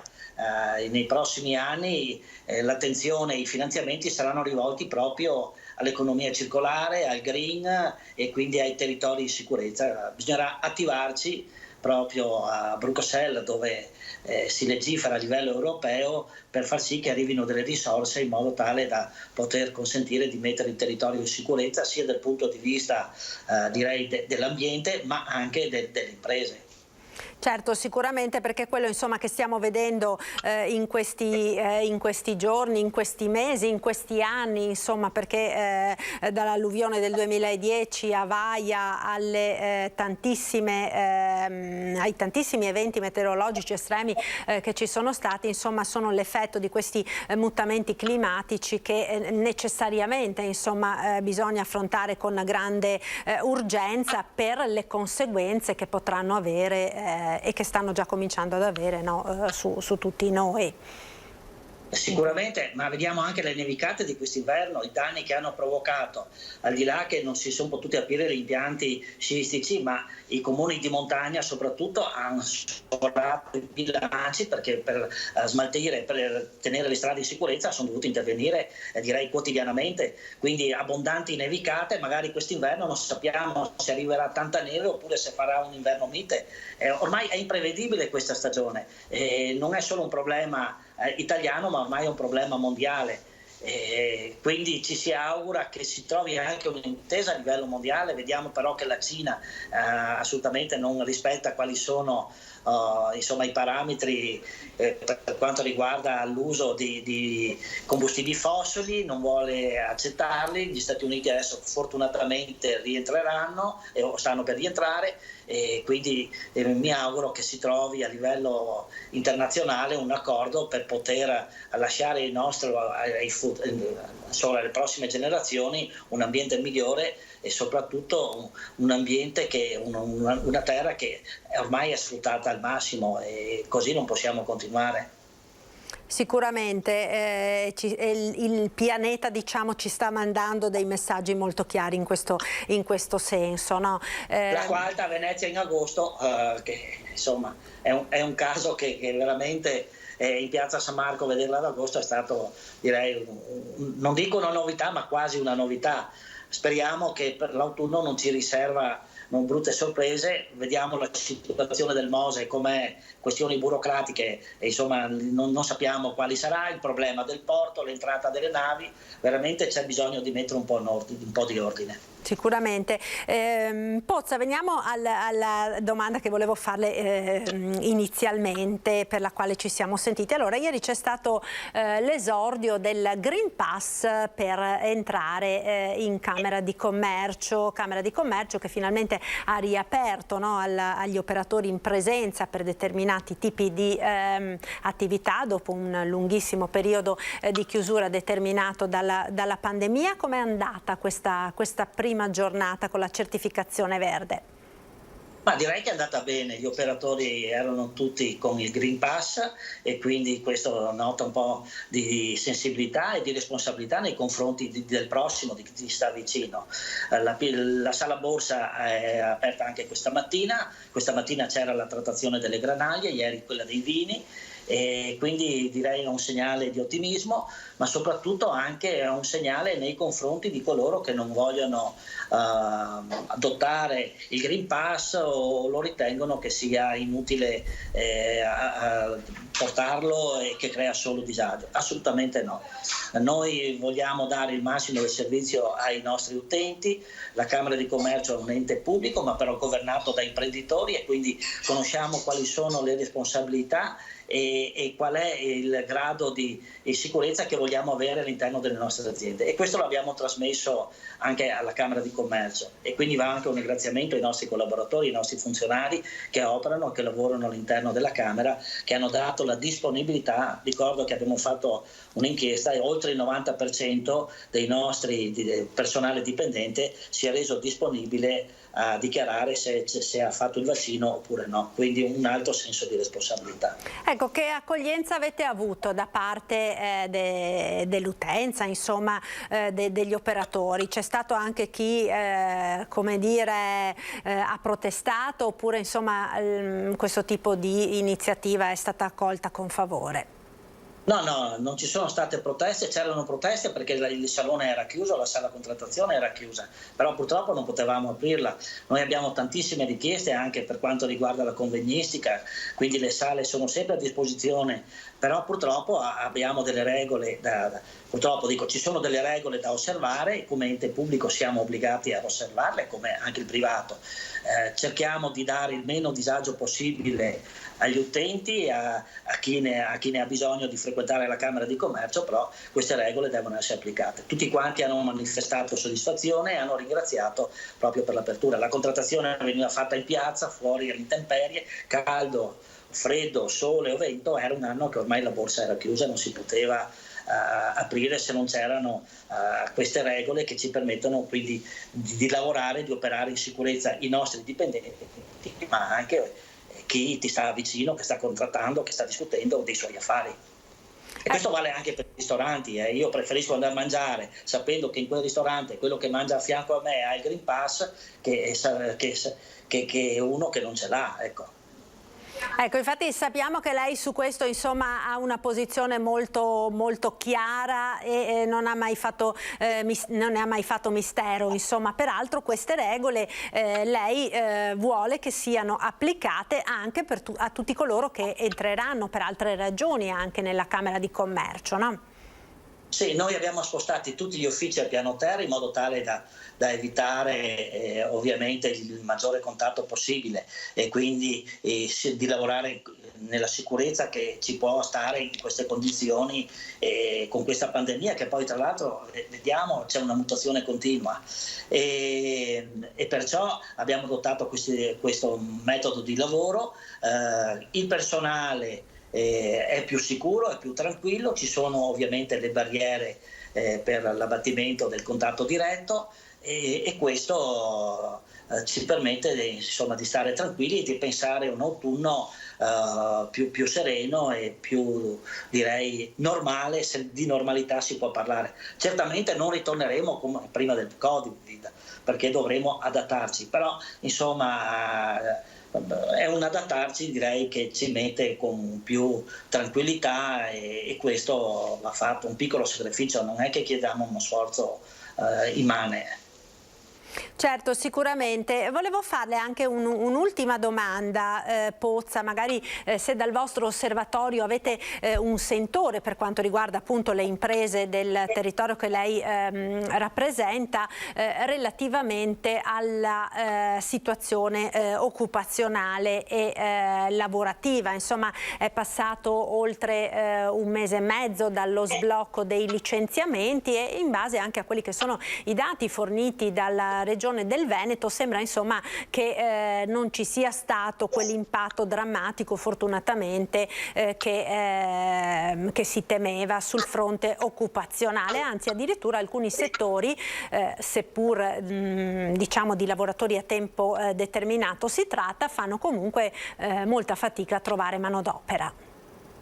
Sì, non c'è stato, tanti gridavano al lupo, soprattutto alcuni sindacati, non ci sono stati questi licenziamenti, anzi c'è carenza di manodopera, non solo manodopera qualificata ma anche manodopera direi che non richiede tanta qualificazione e questo è un problema perché ne ha bisogno ad esempio il settore dei servizi, della ristorazione, l'alberghiero, ma non solo, l'edilizia ne ha bisogno, il manifatturiero, quindi c'è un problema inverso di occupazione. L'Italia è un paese di piccole imprese, di medie imprese, non di grandi gruppi. Il problema lo sa probabilmente sui grandi gruppi ma non sulla piccola impresa. E poi c'è da dire una cosa, un imprenditore non è che ci gode a licenziare, un imprenditore quando assume un collaboratore, un dipendente, lo deve formare e all'azienda costa formare il dipendente, il collaboratore e quindi ha tutto l'interesse mantenere il posto occupazionale. E poi un territorio come il nostro che esporta il 50% oltre della propria produzione, ho pubblicato i dati della produzione veneta e dell'esportazione proprio nei giorni scorsi, direi che sono dati che danno soddisfazione. Siamo addirittura con numeri positivi prima della pandemia. E questo vuol dire alla capacità del nostro imprenditore di saper lavorare, di saper affrontare i mercati, e direi che è motivo di soddisfazione e di tranquillità. Purtroppo c'è il problema, non ci sono competenze, non ci sono giovani, i giovani scappano all'estero perché posso citare un altro esempio, sulle start-up adesso c'è un problema che è quello che se un giovane vuole aprire non lo può più fare direttamente in digitale con la Camera di Commercio quasi a costo zero, ma deve andare da un notaio, e questo è un provvedimento che il Consiglio di Stato ha adottato su un ricorso. E l'altro problema è che purtroppo quelle imprese che si sono iscritte tramite le Camere di Commercio, che in Veneto sono all'incirca 500, dovranno andare da notaio per sistemare l'iscrizione. E questo vuol dire cosa? Tu dai un percorso, adesso lo cambi, e il giovane cosa fa? A quel punto dice: ma che paese siamo? Siamo in un paese di diritto o siamo in un paese dove ogni giorno, quando qualcuno si alza, fa un'interpellanza e poi un tribunale o un Consiglio di Stato te la accoglie? Punto di domanda. Le regole che cambiano in corso d'opera, no? Purtroppo un problema annoso che sta effettivamente mettendo i bastoni tra le ruote a molti che vogliono anche investire nel nostro paese. Mario Pozzo, io la ringrazio per essere stato con noi, le auguro buona giornata e buon lavoro. Un saluto, grazie. Grazie a voi, buon lavoro. Grazie. Noi ora ci fermiamo per qualche istante, linea alla regia con il meteo e la pubblicità. Subito dopo torniamo in studio. A tra poco.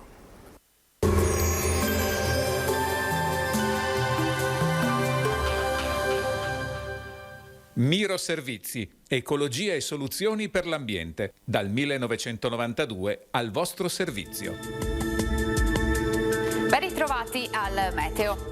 Pressione atmosferica in nuovo aumento, il tempo si mantiene buono e il clima mite, con valori termici più in linea con la media del periodo. Vediamo insieme il dettaglio. Sul Veneto la grafica di mercoledì 18 agosto evidenzia una situazione tranquilla, tempo generalmente soleggiato in pianura con cielo sereno o velato, occasionale nuvolosità sui rilievi dove nel corso del pomeriggio sarà probabile qualche locale acquazzone. Temperature sostanzialmente stazionarie, minime tra 15 e 21 gradi, massime invece tra i 25 e i 30 gradi all'incirca. Ci spostiamo ora sul Friuli Venezia Giulia, sarà asciutto e soleggiato, cielo sgombro da nubi, come vediamo addensamenti in montagna ma in genere innocui. Temperature minime tra 16 e 21 gradi, massime sui 28-30 gradi all'incirca. Infine diamo uno sguardo alla situazione del Trentino Alto Adige. Anche qui bel tempo, tuttavia non si escludono dei locali piovaschi sui settori esteri di confine. Temperature minime intorno ai 17-18 gradi, massime sui 29 all'incirca. Dal meteo per ora è tutto, vi auguro come sempre un buon proseguimento in compagnia di Antenna 3.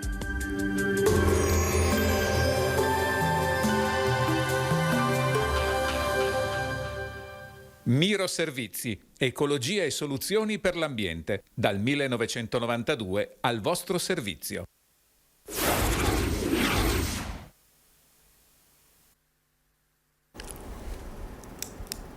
Eccoci nuovamente in diretta con il nostro telegiornale, continuiamo a parlare di lavoro, di economia in questa fase insomma così particolare della ripresa. Ringrazio per essere con noi Massimiliano Paglini, segretario della CISL Belluno Treviso. Buongiorno Paglini.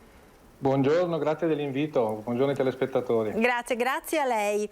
Allora, cominciamo, stavamo parlando proprio prima del Green Pass, insomma che è tema di grande attualità in questi giorni. Da lunedì infatti è diventato obbligatorio per accedere nelle mense aziendali, nelle mense dei luoghi di lavoro che appunto il governo ha stabilito siano equiparate separate ai ristoranti, ed è una decisione, diciamo, che sta facendo discutere non poco all'interno delle aziende, anche se magari molte in questo momento sono ancora chiuse per la settimana di Ferragosto. In questo senso la vostra posizione qual è, Paglini? La nostra posizione è che non possiamo accettare che si stabilisca un obbligo di esibizione del Green Pass con una FAQ, perché il Ministero ha stabilito questo obbligo con delle FAQ. Sentivo prima il Presidente della Camera di Commercio che parlava delle questioni di diritto. Io credo che serva qualche cosa in più che una FAQ per stabilire l'obbligatorietà dell'uso del Green Pass.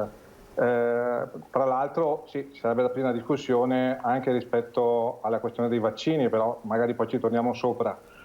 Quello che non vogliamo, perché mi pare che c'è un dibattito acceso un po' dappertutto, passare per i parafulmini della situazione. Noi siamo a favore della sicurezza dei lavoratori in tutte le sedi, in tutte le circostanze, quindi anche nell'ambito delle mense, ma non può essere un atto arbitrario, unilaterale di un datore di lavoro piuttosto che di una mensa collettiva, come non può essere un atto unilaterale di un soggetto che non ha poi coerenza con i comportamenti, perché oggi noi stiamo assistendo a questa discussione talvolta stucchevole sull'obbligatorietà del Green Pass e poi la sicurezza non sempre viene il gioco di parole, assicurata allo stesso modo come per quello che riguarda la tutela da Covid negli ambienti di lavoro, perché il tema della sicurezza è un tema sul quale ci stiamo battendo da parecchio tempo e i morti continuano a esserci, gli infortuni gravi anche. Sicuramente, è anche vero però che insomma in qualche maniera bisognerà garantire la sicurezza in questi luoghi appunto dove i lavoratori mangiano, dove quindi per mangiare si tolgono la mascherina, e quindi diciamo va garantita anche la sicurezza di coloro che appunto ce l'hanno, no? questo Green Pass, e che chiedono di essere in qualche modo tutelati. Come si fa dunque a controbilanciare questi due aspetti? Io credo che, l'ho letto anche delle dichiarazioni dei rappresentanti degli industriali nei giorni scorsi, i quali invocano pure loro una norma ad hoc. Io credo che l'unica strada sia quella della contrattazione o della norma. Noi non siamo a favore di una norma secca, di un atto unilaterale del governo. Siamo disponibili ad aprire un confronto. Se i rappresentanti dei datori di lavoro, degli imprenditori vogliono aprire un confronto, noi siamo disponibili da subito, anche da lunedì prossimo, a confrontarci, a definire le regole condivise. Io credo che atti unilaterali, fughe in avanti, non giovino a nessuno, non siano d'aiuto a nessuno, soprattutto a quel lavoro che dobbiamo fare tutti assieme di sensibilizzazione, di moralizzazione dell'utenza, dei lavoratori, dei cittadini sulla questione della vaccinazione. Siccome ad oggi il governo non si è espresso sull'obbligatorietà, io devo dire che come sindacato siamo disponibili, favorevoli, se il governo dovesse prendere una posizione. Non siamo contrari all'obbligatorietà, però è il governo che deve prendere in mano questa questione e definirla una volta per tutte. Fintanto che non arriva a questo, noi siamo disponibili ad aprire un confronto e definire regole condivise per le aziende, in modo tale che si eviti la giungla, perché oggi noi assistiamo in alcune mense collettive che si è andati oltre, addirittura si dice che verranno multati i lavoratori se si presentano senza il Green Pass, lavoratori, mense collettive che non sono mense aziendali esclusive di alcune aziende, ma sono mense interaziendali, perché si va oltre, si è più realisti del re, si va oltre addirittura le FAQ ministeriali. Tutto questo è inaccettabile. Ecco, quindi diciamo la vostra idea quale sarebbe nel concreto? Diciamo, c'è chi ha parlato per esempio la CGIL del pranzo al sacco, del cestino, chi di allestire delle stanze separate, divise. La vostra idea quale potrebbe essere? Quella di prevedere spazi dedicati a chi non ha il Green Pass potrebbe essere una soluzione, però credo che prima di tutto ci si debba incontrare rappresentanti dei lavoratori, rappresentanti dei datori di lavoro, degli imprenditori, e definire regole comuni. Però l'idea di o un pranzo da sport o degli spazi riservati a chi non ha il Green Pass potrebbe essere una soluzione, fin tanto che non c'è una chiarezza normativa. Ecco, per quanto riguarda invece il Green Pass anche per entrare in azienda. Si è parlato anche di questo nell'ultimo periodo, con la proposta insomma che è stata avanzata dall'Associazione Industriali del Veneto, che hanno insomma ribadito che secondo loro sarebbe opportuno rendere obbligatorio il Green Pass anche per l'accesso in azienda, e questo ha ovviamente scatenato una discussione con toni anche parecchio accesi. La posizione della CISL, Paglini? Senza andare troppo nello specifico della normativa, il tema della sicurezza, della prevenzione e della protezione degli ambienti di lavoro è regolato dal decreto legislativo 81 del 2008, tutta la materia della prevenzione della salute e della sicurezza dei lavoratori. Quindi oggi il rischio Covid è un rischio biologico che prevede l'obbligatorietà in ambienti sanitari e nelle RSA, nelle case di riposo. Fuori da lì non c'è l'obbligatorietà, a meno che il datore di lavoro non classifichi il rischio biologico dentro la sua azienda. O si cambia la norma, quindi anche in questo caso servirebbe un intervento legislativo del legislatore, oppure bisognerà stabilire attraverso la contrattazione che anche il rischio biologico viene inserito tra quei rischi gravi che possono nuocere alla salute, quindi che determinerebbero l'assunzione di provvedimenti, tra cui l'obbligatorietà della vaccinazione oppure l'esclusione, la sospensione dal lavoro di chi non si vaccina. Perché fino ad oggi abbiamo sempre agito dentro a questo spaccato normativo.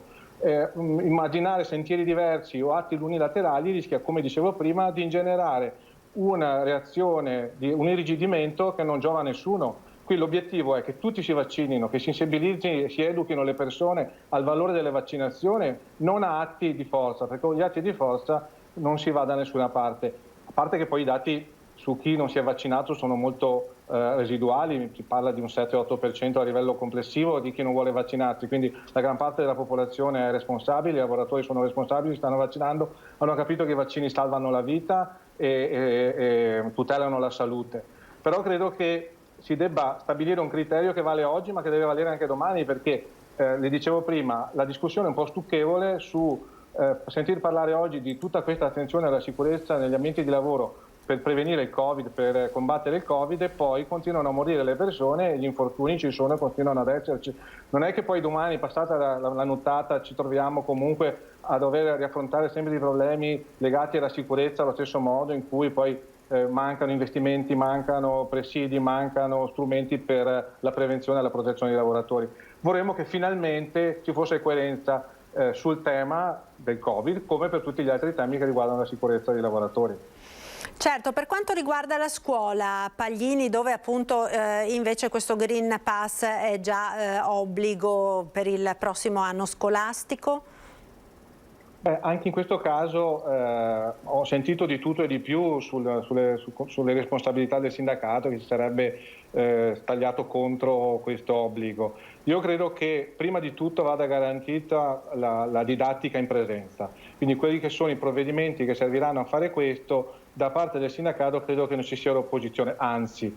Dopodiché, se non c'è chiarezza normativa anche sulla questione del Green Pass come della vaccinazione, come dicevo prima, genera questo cortocircuito per cui ci sono posizioni discordanti, tra cui anche questo invocare discriminazione tra chi si è vaccinato e chi non si è vaccinato, e quindi la possibilità o meno di accedere agli ambienti scolastici. Manca questa chiarezza normativa che dicevo prima. Il rischio biologico, se non è classificato tra i rischi nei luoghi di lavoro, determina questa confusione e questo cortocircuito, per cui poi alla fine sembra che il sindacato non voglia l'obbligatorietà dei vaccini o non voglia il Green Pass. Certo, Paglini, venendo alle tematiche più generali del lavoro, abbiamo sentito in apertura di questo telegiornale con l'intervista all'assessore al lavoro Elena Donazzan della Regione Veneto, appunto quelli che sono gli ultimissimi dati del Borsino proprio di Veneto Lavoro circa l'occupazione, e sembra che lo sblocco dei licenziamenti dal 1° di luglio, insomma, nel nostro territorio non abbia portato a degli scossoni particolarmente significativi, anzi in alcuni settori, in particolare quello del turismo e della ristorazione, si cercano lavoratori ma non si riescono a trovare. Sì, qui ritorna il tema che diceva prima anche il Presidente della Camera di Commercio, delle competenze, delle politiche attive, dei percorsi di reinserimento, della formazione. Sono mesi, anni che noi ci battiamo, chiediamo che si apra una discussione seria sulle politiche attive, sul reinserimento, non agli ammortizzatori sociali fini a se stessi. E quindi oggi i nodi vengono tutti al pettine. È vero che comunque non c'è stato quello tsunami che qualcuno evocava rispetto allo sblocco dei licenziamenti, non eravamo tra quelli che evocavano lo tsunami, abbiamo sempre detto che rischiava di diventare un totem questa questione del blocco dei licenziamenti, totem per qualcuno. Di sicuro un problema c'è nel mondo del lavoro e nel mondo dell'occupazione oggi, che è quello dei tempi determinati, perché noi stiamo parlando di tutela dei lavoratori a tempo indeterminato che sono stati tutelati, mi scusi sempre la ripetizione, dal blocco dei licenziamenti. Non parliamo di quel milione di lavoratori che a tempo determinato hanno perso il lavoro dallo scoppio della pandemia.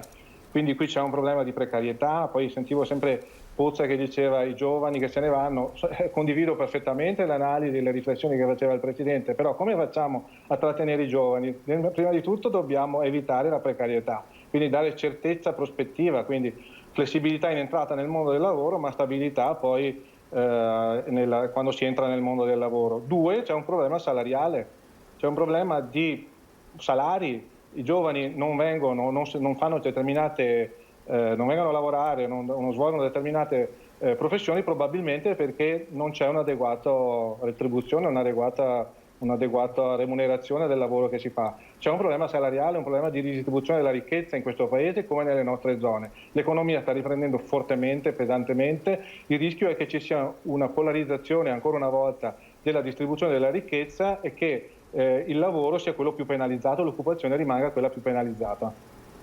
Certo, Paglini, le chiedo di restare un attimo in collegamento perché mi chiede la linea dalla nostra redazione di Padova ed è un tema sul quale mi piacerebbe poi magari fare un approfondimento anche con lei. Ci chiede la linea, appunto dicevo, dalla redazione di Padova il collega Guido Barbato, perché ci sono delle novità anche, Guido, per quanto riguarda la vicenda che ha coinvolto Grafica Veneta, l'inchiesta appunto che ha coinvolto quella società che forniva manodopera pakistana e appunto ci sono degli sviluppi per quanto riguarda questi lavoratori. A te Guido, buongiorno. Buongiorno Marta, buongiorno a tutti. Oggi pomeriggio, nonostante lunedì, l'altro ieri, Grafica Veneta abbia abbandonato il tavolo prefettizio che doveva appunto mettere d'accordo azienda, sindacati e lavoratori disoccupati, soprattutto in vista di una probabile assunzione a tempo indeterminato presso l'azienda di Trebaseleghe da parte dei 24 lavoratori pakistani che, come avete visto dall'inchiesta della Procura, insomma, erano piuttosto maltrattati dalla cooperativa BM Services. Come dicevo, al di là del fatto che lunedì Grafica Veneta abbia abbandonato questo tavolo di trattative presso la prefettura, questo tavolo prosegue in qualche modo anche senza Grafica Veneta, perché oggi pomeriggio i sindacati incontreranno il viceprefetto e il vicequestore e il curatore, o meglio il professionista che sta guidando, incaricato dal Tribunale, la BM Services, i cui vertici sono da un paio di settimane agli arresti domiciliari e quindi con questi 24 lavoratori che non hanno un datore di lavoro, una persona. Ecco, quello che vedete con la barba a sinistra è l'avvocato Emanuele Spata in rappresentanza della Grafica Veneta di Trebaseleghe. È stato lui lunedì ad annunciare l'abbandono del tavolo di trattativa. Quindi avranno un incontro con questo professionista per sapere in che stato è economicamente la BM Service e quindi capire se ha commesse di lavoro per poter far proseguire appunto il lavoro a queste persone straniere, collegato al fatto che loro lavorino. C'è ovviamente il permesso di soggiorno, ma pare che la questura di Padova abbia garantito la possibilità di proseguire nella fornitura del permesso di soggiorno per la collaborazione che le persone che loro hanno fornito nelle indagini. E quindi staremo a vedere 15:30 presso Palazzo Santo Stefano, sede della prefettura in centro. C'è poi una notizia piuttosto interessante dell'ultima ora. Scusate, l'azienda ospedale Università di Padova ha sospeso i primi 5 lavoratori Novax. Si tratterebbe di 4 infermieri e un operatore sociosanitario che non hanno presentato una valida motivazione alla direzione generale a supporto della loro mancata vaccinazione. L'azienda ha cercato, come prevede appunto la legge, una collocazione alternativa compatibile al fatto che non siano vaccinati, ma non l'ha trovata, almeno questo comunica l'azienda, e quindi tutti e 5 saranno esclusi dall'attività fino a fine anno o comunque fino a quando non decideranno di procedere con la vaccinazione. Mano a mano che ci arrivano i dati dall'USL di residente, esaminiamo se ci sono possibilità di collocamento. Se non ci sono, procediamo con la sospensione, ha spiegato il direttore generale Giuseppe Dalben. Altra notizia piuttosto recente, proprio di qualche ora fa, e per la quale possediamo anche un commento arrivato in questi minuti in redazione, è la comparsa di una scritta fuori dallo storico stadio Silvio Appiani di Padova, lo stadio di calcio che risale al 1924, quello del glorioso calcio Padova. È comparsa una scritta che riprende una massima del ventennio fascista ai danni dell'assessore regionale, il padovano Roberto Marcato. Quale Marcato? Forse perché di recente ha precisato con un titolo piuttosto ad effetto "Via i fascisti dalla Lega", un titolo che è uscito sui giornali, ha precisato quindi la sua posizione sul fascismo e si è beccato da parte degli ultras del Padova una scritta che appunto ricalca, come vi dicevo, un noto slogan del ventennio. Eccolo qui. Marcato ha commentato così poco fa proprio alla nostra redazione, ha detto: francamente non capisco questo attacco, visto che la mia posizione sui fascisti è nota da tempo, faccio fatica a capire perché proprio oggi. Sono molto sereno e sono profondamente convinto che i valori non siano mai negoziabili. Ho sempre detto con fermezza quello che penso e non ho mai messo in discussione le mie convinzioni per un voto in più o per una carega. Credo che l'onestà intellettuale sia un patrimonio imprescindibile per un politico, ancora di più se amministratore. Da buon veneto mi sento assolutamente serenissimo. Tra virgolette. Vi volevo dare anche una notizia invece urgente. Da martedì mattina non si hanno più notizie di un ragazzo di 16 anni di Monselice. Si chiama Matteo Trivellato. Si è allontanato da casa volontariamente verso le 8. Ha detto che andava a fare colazione al locale McDonald's, sempre lì a Monselice. Indossa una maglia di colore lilla e bianco e dei pantaloni corti azzurri. Eccolo.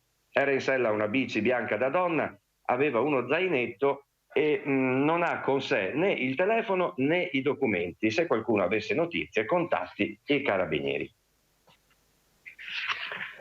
Volevo darvi una notizia ora di sport giocato o quasi. Dimmi Marta. No, volevo perché dobbiamo salutare anche Paglini e quindi io ti ringrazio per questo collegamento. Guido, naturalmente speriamo ci siano buone notizie per questo ragazzino e poi naturalmente anche per tutto il resto. Grazie allora Guido Barbato dalla nostra redazione di Padova.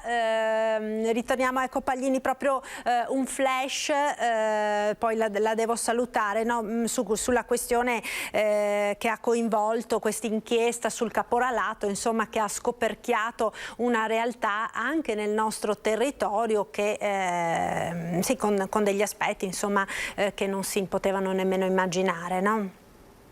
Sì, in effetti, anche se poi gli elementi, le voci, cioè il nostro ambiente ci dice che questi fenomeni sono molto diffusi anche nel ricco e perbenista nord-est. Quindi c'è un tema, il caporalato è legato alla precarietà, all'emarginazione e quindi c'è una necessità di inclusione sociale, di integrazione di classi lavorative, di gruppi di lavoratori, soprattutto stranieri. C'è un problema di emersione di questa precarietà che venga ricondotta dentro i canoni della contrattazione collettiva, delle regole. Se non faremo questo, e tutti assieme dobbiamo lavorare per fare questo, continueremo ad assistere a questi fenomeni che continueranno a manifestarsi con questi risvolti che poi sono drammatici, perché talvolta poi il confine tra la legalità e l'illegalità è molto labile. Paglini, io la ringrazio per essere stato con noi, le auguro buona giornata e buon lavoro, un saluto, grazie. Buon lavoro a voi, grazie. Grazie mille.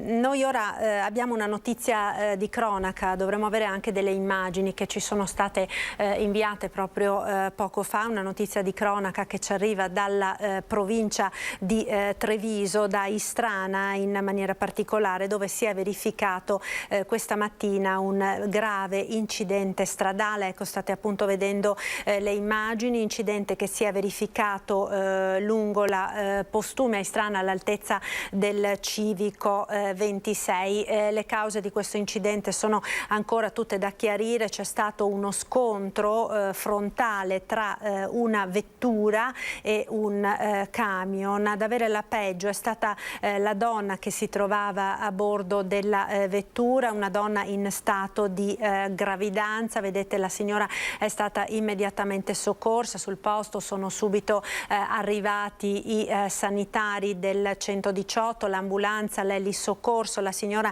è stata trasportata all'ospedale di Treviso ed è in codice 3, quindi le sue condizioni sono gravi e naturalmente essendo in gravidanza si teme anche per quelle che possano essere le conseguenze per il bimbo. Illeso il conducente del camion, ovviamente pesanti le ripercussioni alla viabilità. La Postumea infatti è stata chiusa. Ricordiamo quindi incidente che si è verificato questa mattina a Istrana in provincia di Treviso. Naturalmente vi forniremo ulteriori aggiornamenti su questa notizia nel corso delle prossime edizioni del nostro telegiornale. Noi tra pochissimo dovremo tornare a parlare di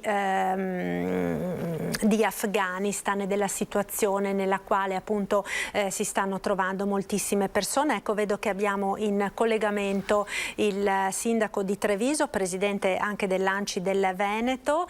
Buongiorno, grazie per essere con noi, sindaco, la ringrazio per aver trovato il tempo insomma per collegarsi con noi. Dicevamo situazione dell'Afghanistan con una duplice, diciamo, iniziativa che la vede coinvolta, quindi da un lato il Comune di Treviso, che ha deciso di mettere la bandiera a mezz'asta su Palazzo dei 300 in solidarietà insomma alle donne afghane, e dall'altra la decisione dell'ANCI di aprire le porte insomma all'accoglienza per i profughi dell'Afghanistan. Sì, buongiorno a tutti intanto e grazie per questo invito. Ovviamente le immagini che arrivano dall'Afghanistan non ci lasciano assolutamente indifferenti, anzi sono immagini che fanno riflettere, che fanno preoccupare, immagini che francamente nel 2021 non vorremmo più vedere, immagini di guerra, immagini di violenza, di armi e poi immagini di particolari confronti delle donne che sono in una pagina ecco, c'è qualche problema di collegamento, sindaco, è andata via la voce. Abbiamo voluto dare... Mi sente? Mi sente, sindaco? Se mi sento, proviamo così. No, vediamo un fermo immagine, forse c'è poco campo nella zona. Ecco, adesso vedo che si è sbloccato. Prego, sindaco. Se mi sentite, sì. Chiedo scusa perché purtroppo la connessione è un po' debole. Dicevo che le immagini che arrivano dall'Afghanistan sono terribili, immagini di guerra, di violenza, di sottomissione, soprattutto nei confronti delle donne, in generale di tutto il popolo afghano, ma le donne sono in queste ore bersaglio di atti davvero di grande violenza che stanno davvero ci stanno lasciando sconcertati sotto tutti i punti di vista, e quindi da lì l'iniziativa simbolica ma molto forte della bandiera a mezz'asta nella torre civica, che ha voluto essere una sorta di abbraccio virtuale, che magari qualcuno può anche pensare che serva ben in questo momento, però come città ci sentivamo di mandare un segnale di grande vicinanza nei confronti delle donne afghane e soprattutto di grande contrarietà nei confronti di ogni forma di violenza. E poi come ANCI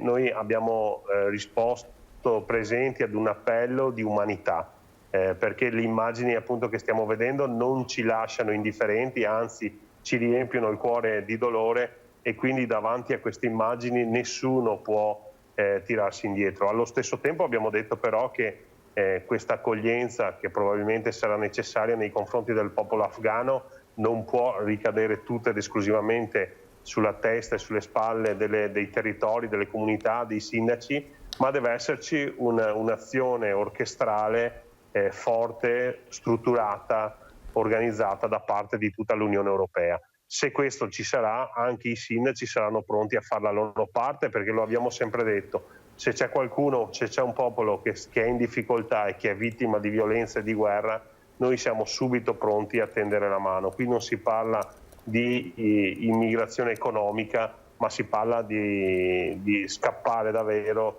ad un regime che fa paura a tutto il mondo, figuriamoci alla popolazione afghana. Sicuramente, peraltro è notizia proprio di questi minuti che anche il Comune di Vicenza, come il Comune di Treviso, ha deciso di mettere la bandiera a mezza asta, la bandiera della città, proprio per solidarietà nei confronti appunto della popolazione afghana. Peraltro, Sindaco, in queste ultime ore ci sono stati dei messaggi, come dire, più rassicuranti, tra virgolette, naturalmente da parte dei talebani, che convincono poco gli afghani che possono parlare, quindi quelli che si trovano per esempio nel nostro paese. Secondo lei ci si può fidare di questi messaggi distensivi? Ma guardi, adesso dare una chiave di lettura corretta per quello che succederà in Afghanistan francamente è difficile, e credo che non sia nemmeno questo il momento di fare scommesse sul futuro. Oggi la realtà dice che c'è un popolo afghano che sta cercando di scappare dal regime talebano. Questa è l'unica verità che noi riusciamo a constatare e a toccare con mano, nel senso che vediamo dalle immagini che arrivano dai media internazionali delle scene che sono davvero terribili per i loro contenuti di sofferenza, di paura e di dolore. Ci sono anche dei filmati che girano in rete, e qui l'appello sempre di verificare le fonti, però quando le fonti sono attendibili, vedere immagini di uccisioni di donne o di umiliazioni di donne francamente va nella direzione opposta ai messaggi di pace che in queste ore stanno cercando di trasmettere i referenti appunto del popolo talebano. Quindi io adesso non so dirvi se è il caso di fidarsi o no. Credo che ci siano degli storici e delle persone molto più esperte di geopolitica che possono aiutarci a dare una chiave di lettura.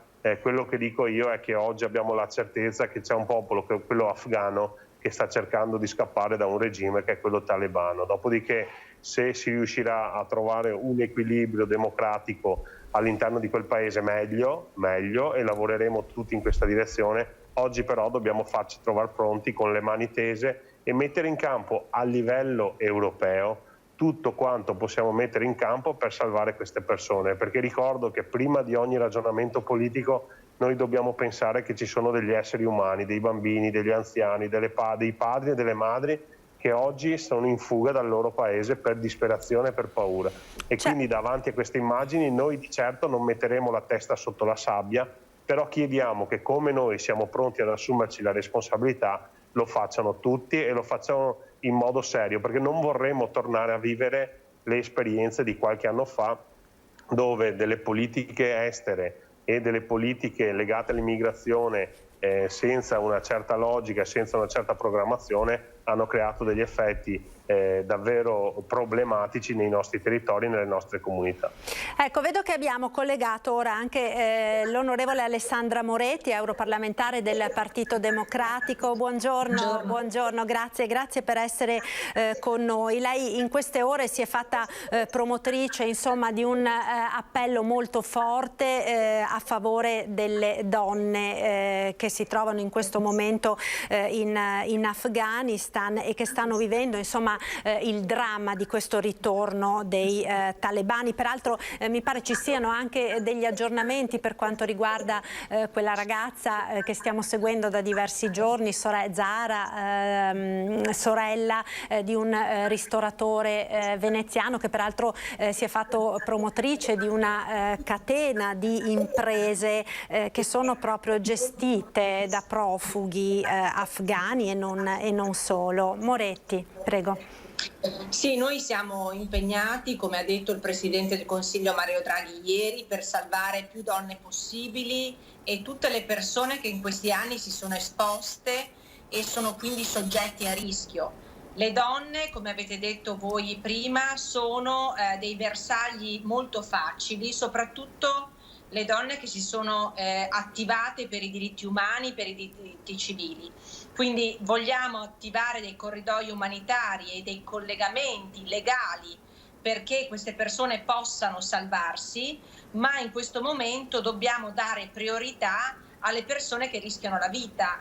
Prima si diceva se fidarsi o no dei talebani. No, non ci possiamo fidare dei talebani, perché nonostante gli annunci, di notte i talebani vanno casa per casa alla ricerca di queste donne attiviste, delle avvocate, delle giornaliste e le stuprano, le picchiano, le uccidono se non hanno pietà. E quindi dobbiamo fare presto, la politica non può aspettare ed è la ragione per la quale io insieme a molti altri ci stiamo dando da fare. Ecco, i talebani, no, ieri in questa sorta di conferenza stampa hanno detto no, rispetteremo le donne e gli avversari ma sotto la Sharia. Cioè, per noi occidentali com'è possibile accettare delle affermazioni del genere e poter pensare, insomma, che un paese nel quale comunque la stessa Italia è stata impegnata per 20 anni per riportare la democrazia faccia questo passo indietro di secoli? Purtroppo lei ha perfettamente ragione, la realtà è che l'Occidente ha fallito.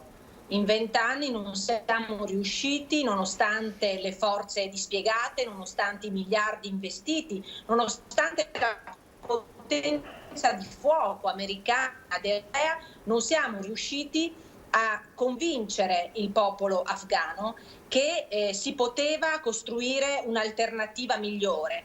E quindi questa dipartita veloce, direi quasi vigliacca, da parte degli americani in primis dall'Afghanistan ha gettato nell'inferno molte delle persone che invece avevano creduto di poter vivere in democrazia e in libertà.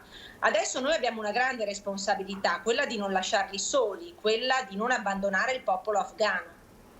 Ecco, sicuramente pensiamo anche a tutti quegli afghani, non solo le donne, anche a tutti coloro che hanno collaborato, no, con gli occidentali, a coloro, gli interpreti per esempio, che hanno lavorato anche per il nostro paese in questi anni e che stanno lanciando delle grida davvero disperate di aiuto, si sentono abbandonati, alcuni stanno tornando in Italia proprio in queste ore, mi sembra, grazie a questi voli umanitari, ma molti altri sono bloccati lì e temono per la propria vita.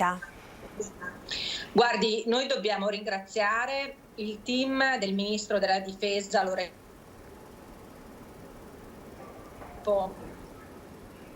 Ecco, si è bloccato un attimo. In queste ore lavorando. Si è bloccato l'audio, onorevole Moretti, non abbiamo sentito le ultime parole. Prego.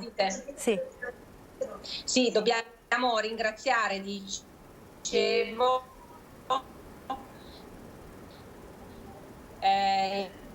il Ministero della Difesa. No, ci sono... C'è un lavoro importante. No, adesso la rivedo, c'è un problema di linea evidentemente. Purtroppo sì, non è facile, ma insomma il messaggio che deve passare è che gli italiani stanno facendo di tutto per portare a casa gli italiani e più persone possibili che hanno aiutato a migliorare le condizioni. Quindi dobbiamo mettere al sicuro le persone più esposte, tra cui quelle da lei indicate, anche gli interpreti, i giornalisti, le insegnanti che in questi anni hanno fatto un lavoro importante, i nostri medici. Ecco, c'è un grande lavoro. Sicuramente c'è un grandissimo lavoro da fare. Vediamo intanto se riescono a sistemare un po' il collegamento. Oggi le linee sono quelle che sono. Vediamo se è ancora collegato il sindaco di Treviso, Mario Conte. Mi sente? Ci sono, sì. Sì, oggi le linee sono un po' così.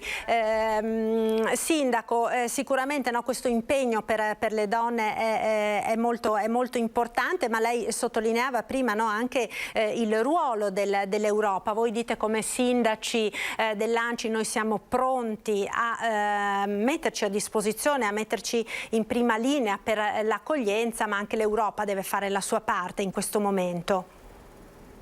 Sì, non vogliamo, come dicevo prima, rivivere l'esperienza negativa di qualche anno fa, dove di fatto abbiamo vissuto una sorta di invasione dove 8 persone su 10 non scappavano da guerre, ma erano migranti economici. Ecco, oggi abbiamo la certezza invece che il popolo afghano sta scappando sicuramente da un territorio che non garantisce loro stabilità e pace. E quindi da questo punto di vista noi, così come tutte le altre istituzioni, siamo pronti a fare la nostra parte, però lo ripetiamo con grande determinazione, noi siamo responsabili di ciò che succede nei nostri territori e quanto è successo in passato non deve più verificarsi. Quindi se deve essere accoglienza noi ci saremo, ma deve essere un'accoglienza strutturata, programmata, finanziata, con delle regole chiare per chi arriva e per chi riceve, in modo tale che si possano dare le garanzie sia ai profughi che scappano dal loro paese, sia alle comunità che molto responsabilmente saranno tra i protagonisti di questa accoglienza, perché non è soltanto una questione legata alle amministrazioni comunali. Accoglienza significa accoglienza di comunità, quindi saremo tutti protagonisti, il cuore dei trevigiani, dei veneti e degli italiani in modo assolutamente trasversale. È un cuore che richiama all'accoglienza, alla solidarietà e alla fratellanza, però devono esserci regole chiare e rispettate da tutti. Così potremo cominciare un nuovo percorso di integrazione, di accoglienza, di inserimento familiare e lavorativo che può portare dei risultati importanti. Se invece la gestione di questa migrazione verrà fatta con le stesse caratteristiche degli anni passati, francamente temo che rischieremo di vivere un altro fallimento da questo punto di vista e non credo che in questo momento storico abbiamo la forza economica e psicologica di poter affrontare l'ennesimo fallimento di una politica migratoria sbagliata. Quindi noi davanti a delle progettualità serie, responsabili e condivise con tutta l'Europa saremo pronti a fare la nostra parte. Ecco, onorevole Moretti, in questo senso il ruolo dell'Europa?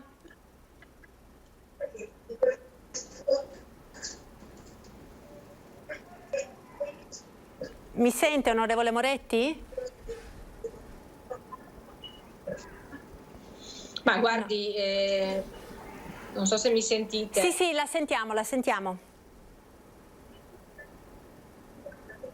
L'Europa ha grande responsabilità nel cambiare le regole che fin qui si è data, che non sono state delle regole che hanno consentito a tutti i paesi di prendersi una fetta di responsabilità. E quindi noi dobbiamo cambiare il patto di Dublino, dobbiamo fare in modo che tutti i 27 paesi accolgano e facciano integrazione. Come sapete io sono stata lungo la rotta balcanica, so che quella rotta e in quella rotta avvengono dei respingimenti illegali. Dobbiamo fare in modo che i profughi possano trovare asilo in tutti i 27 paesi europei e che possano essere integrati. Oggi lo facciamo con i voli dell'aeronautica militare, del nostro team militare della difesa che sta aiutando centinaia di persone a fuggire. Poi queste persone però appunto devono essere integrate nel nostro paese e non possono più esserci delle violazioni palesi dei diritti umani. Questo non lo consentiremo più e quindi l'Europa dovrà cambiare e dotarsi di nuove regole, come diceva prima il collega, dovrà farlo insieme a tutti, condividendone ovviamente le responsabilità e gli oneri che graveranno sulle spalle di tutti i paesi europei. Sicuramente questo è un dato di fatto che però purtroppo in passato diciamo anche l'Europa in questo senso ha avuto delle lacune non da poco, insomma molto spesso il nostro paese si è trovato in prima linea ad affrontare una questione che invece avrebbe dovuto essere stata affrontata complessivamente da tutti gli altri paesi, no? Assolutamente sì, infatti ci auguriamo che anche da parte di quei paesi di Visegrad, ma anche alcuni paesi del nord europei, non ne faccia una questione politico di bandiera. Ci sono paesi di tutti gli schieramenti politici che non vogliono l'accoglienza e non vogliono assumersi la responsabilità. Io mi auguro davvero che la crisi afghana ci segni che dopo questo fallimento che tutto l'Occidente ha fatto, e dobbiamo assumercene fortemente la responsabilità, come ha ricordato ieri Angela Merkel, l'unica che ha detto abbiamo sbagliato in Afghanistan, ma non solo lì purtroppo, dobbiamo porvi rimedio e dobbiamo in questo caso cambiare delle regole che oggi sono insufficienti a salvaguardare non soltanto i paesi che fanno accoglienza, ma a salvaguardare anche i diritti umani e civili di queste persone. Ecco, Mario Conte, la crisi afghana e quanto sta accadendo ora in Afghanistan potrà essere quindi l'occasione veramente per riflettere in maniera diversa e per cambiare le regole sulle politiche migratorie nel nostro continente? Ma credo che questa sia un'occasione che l'Europa non può e non deve perdere proprio per cambiare le regole. Come diceva l'onorevole Moretti, siamo di fronte a un'emergenza umanitaria, dobbiamo tutti quanti agire per il bene del popolo afghano e lo dobbiamo fare oltre che per salvare in questa fase qua il popolo afghano, anche per creare un percorso di integrazione. Diversamente finiremo negli errori del passato e francamente sbagliare è umano, perseverare è diabolico e mi rifiuto di pensare che l'Europa rifarà gli stessi errori. Io lo ripeto, noi come sindaci abbiamo sempre dimostrato grande spirito di responsabilità laddove c'erano le condizioni per poter ospitare in modo dignitoso, umano e soprattutto proiettato al futuro, perché ospitare per consentir loro di passare una notte per poi il giorno dopo farli allontanare dalle proprie città credo che non sia l'obiettivo di nessuno e quindi abbiamo un'occasione storica davanti. Credo che l'Europa abbia molto da imparare anche dai territori locali che anche laddove non arrivavano le risposte dallo Stato piuttosto che dall'Europa ci siamo rimboccati le maniche e siamo riusciti comunque a creare delle condizioni dignitose con dei percorsi anche virtuosi grazie alle numerose che operano nel nostro territorio. Oggi però chiediamo che ci sia un'organizzazione strutturata, finanziata, programmata che possa dar dimostrazione di un'Europa unita e di un'Europa solidale nel vero senso della parola. Ecco Moretti, in questo senso diciamo dai comuni del Veneto si stanno, a prescindere al di là dei colori politici, insomma delle amministrazioni, si sta levando in queste ore un fortissimo appello e una notevole disponibilità proprio all'accoglienza. È un segnale diciamo che qualcosa si sta muovendo, che qualcosa sta cambiando? Ma guardi, le amministrazioni locali con i sindaci sono sempre stati molto collaborativi e devo dire che oggi nella società civile si sta alzando un'attenzione forte e anche se volete di protesta e di critica nei confronti di quanto è successo e di come diciamo l'Occidente abbia sbagliato e fallito. Ho letto nei vostri sottotitoli che giustamente il papà di un ragazzo alpino morto in Afghanistan nel 2010 dice a che cosa è servito il sacrificio di mio figlio se oggi quegli sforzi, compresa la morte di mio figlio, non sono serviti a niente perché tutto torna come prima, in mano ai talebani, in mano all'Islam più estremista. Allora è questa la domanda che ci dobbiamo porre, ed è giusto che la società civile tenga un'attenzione alta e solleciti in qualche modo la politica a fare di più, ma a fare meglio rispetto al passato. In passato si è sbagliato, non la generazione mia e di Conte, voglio dire, no? Ma quella che è venuta molto prima. Un'Europa oggi può fare la differenza, perché sta dimostrando anche con il virus che se si lavora insieme, se si danno più poteri all'Europa, questa riesce a portare a casa dei risultati. Facciamo vedere anche la politica estera europea, diamo più competenze di politica estera all'Europa, che oggi evidentemente non ha.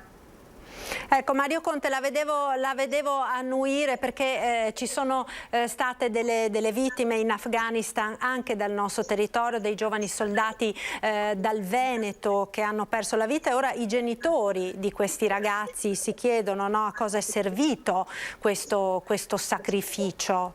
Ne valeva davvero la pena? Sì, un costo morale altissimo che paghiamo a fronte di un fallimento totale di quella che è stata e che era una missione democratica che doveva di fatto accompagnare l'Afghanistan in un processo di civilizzazione che però non dico sul più bello, perché probabilmente di strada ce n'era ancora tanta da fare, però in un modo assolutamente repentino ha visto concludere questa esperienza francamente secondo me in modo sbagliato, in modo anche che non lascia un'immagine degli Stati Uniti e dell'Europa positiva, anzi molto negativa. Siamo quasi scappati di fronte a un ritorno dei talebani, segno evidente della debolezza dimostrata quantomeno sul campo da parte dell'Occidente, e quindi veramente il mio pensiero va ai familiari e alle vittime di questa lunghissima guerra in Afghanistan che era cominciata come una missione di pace ed è finita con l'esito che stiamo vedendo in queste ore, e ci chiediamo tutti francamente se quel sacrificio anche umano dei nostri militari è servito a qualcosa, e la risposta in queste ore francamente è no. Poi io caratterialmente tendo sempre a non arrendermi mai, a cercare di vedere il bicchiere mezzo pieno, però in queste ore francamente trovare qualche lato positivo di questa vicenda è davvero complicato e difficile, però non voglio arrendermi al fatto che l'Afghanistan comunque possa piano piano riprendersi in mano il loro percorso di crescita civile, no? In questo momento i talebani purtroppo hanno ripreso possesso del paese, però sono convinto che Europa e Stati Uniti e comunque il mondo intero dovranno riorganizzare una missione, perché non possiamo abbandonare il popolo afghano ai talebani. Ecco, Moretti, eppure tutti coloro che erano un po' più di noi, diciamo, addentro alla situazione afghana, sia per quanto riguarda i militari, sia anche per quanto riguarda i giornalisti che hanno lavorato in quel paese, in un certo senso se l'aspettavano questa cosa.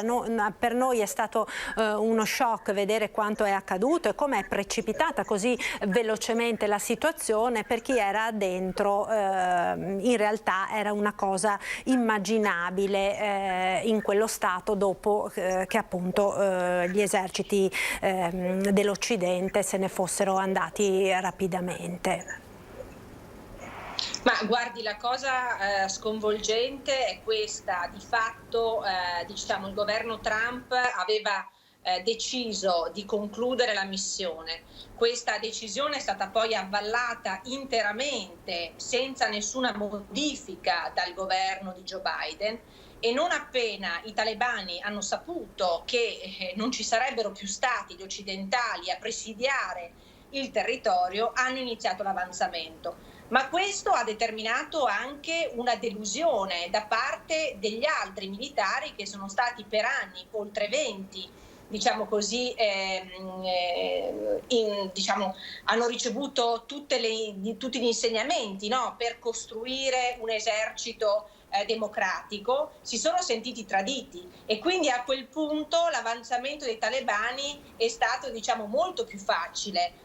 un gioco da ragazzi, a mio avviso, no? Nel senso che tanto si sapeva che chiunque avesse opposto resistenza ai talebani avrebbe fatto una bruttissima fine. L'errore è stato questo di Joe Biden, a mio avviso, quello cioè di non contrattare delle condizioni, tanto è vero che la dipartita degli americani in maniera così roccambolesca, attraverso cioè addirittura la fuoriuscita dal tetto dell'ambasciata, ci fa capire come tutto sia precipitato in maniera molto rapida. Allora mi chiedo, ma come fa una potenza di fuoco come quella degli Stati Uniti a non prevedere che le cose sarebbero precipitate così? Che cosa c'è dietro? Quali accordi ci sono dietro? Da chi sono sostenuti i talebani? Da quali potenze altre sono sostenuti i talebani? Questo facciamo fatica io e Conte a saperlo, evidentemente,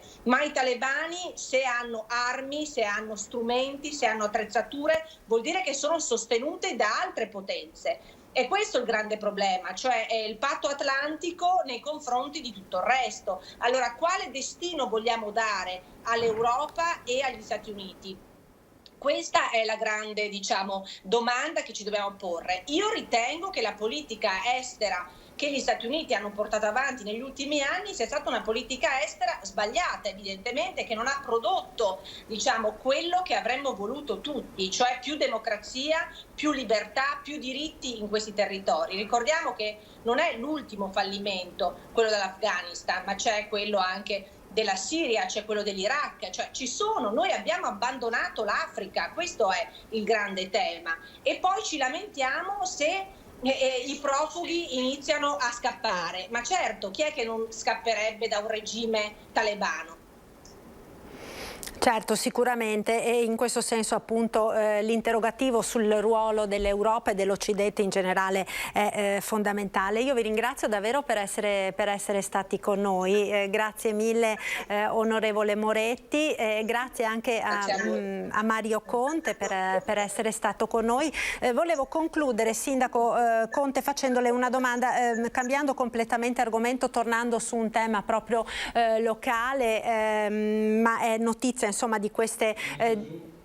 No, non c'è più allora il Sindaco Conte, allora io ringrazio entrambi, ringrazio quindi l'onorevole Moretti, ringrazio il Sindaco Mario Conte per essere stati con noi, ringrazio naturalmente anche tutti voi telespettatori per averci seguito. Le notizie di Antena 3 tornano naturalmente come ogni giorno questa sera a partire dalle 18:30 con il TG del Veneto. Arrivederci.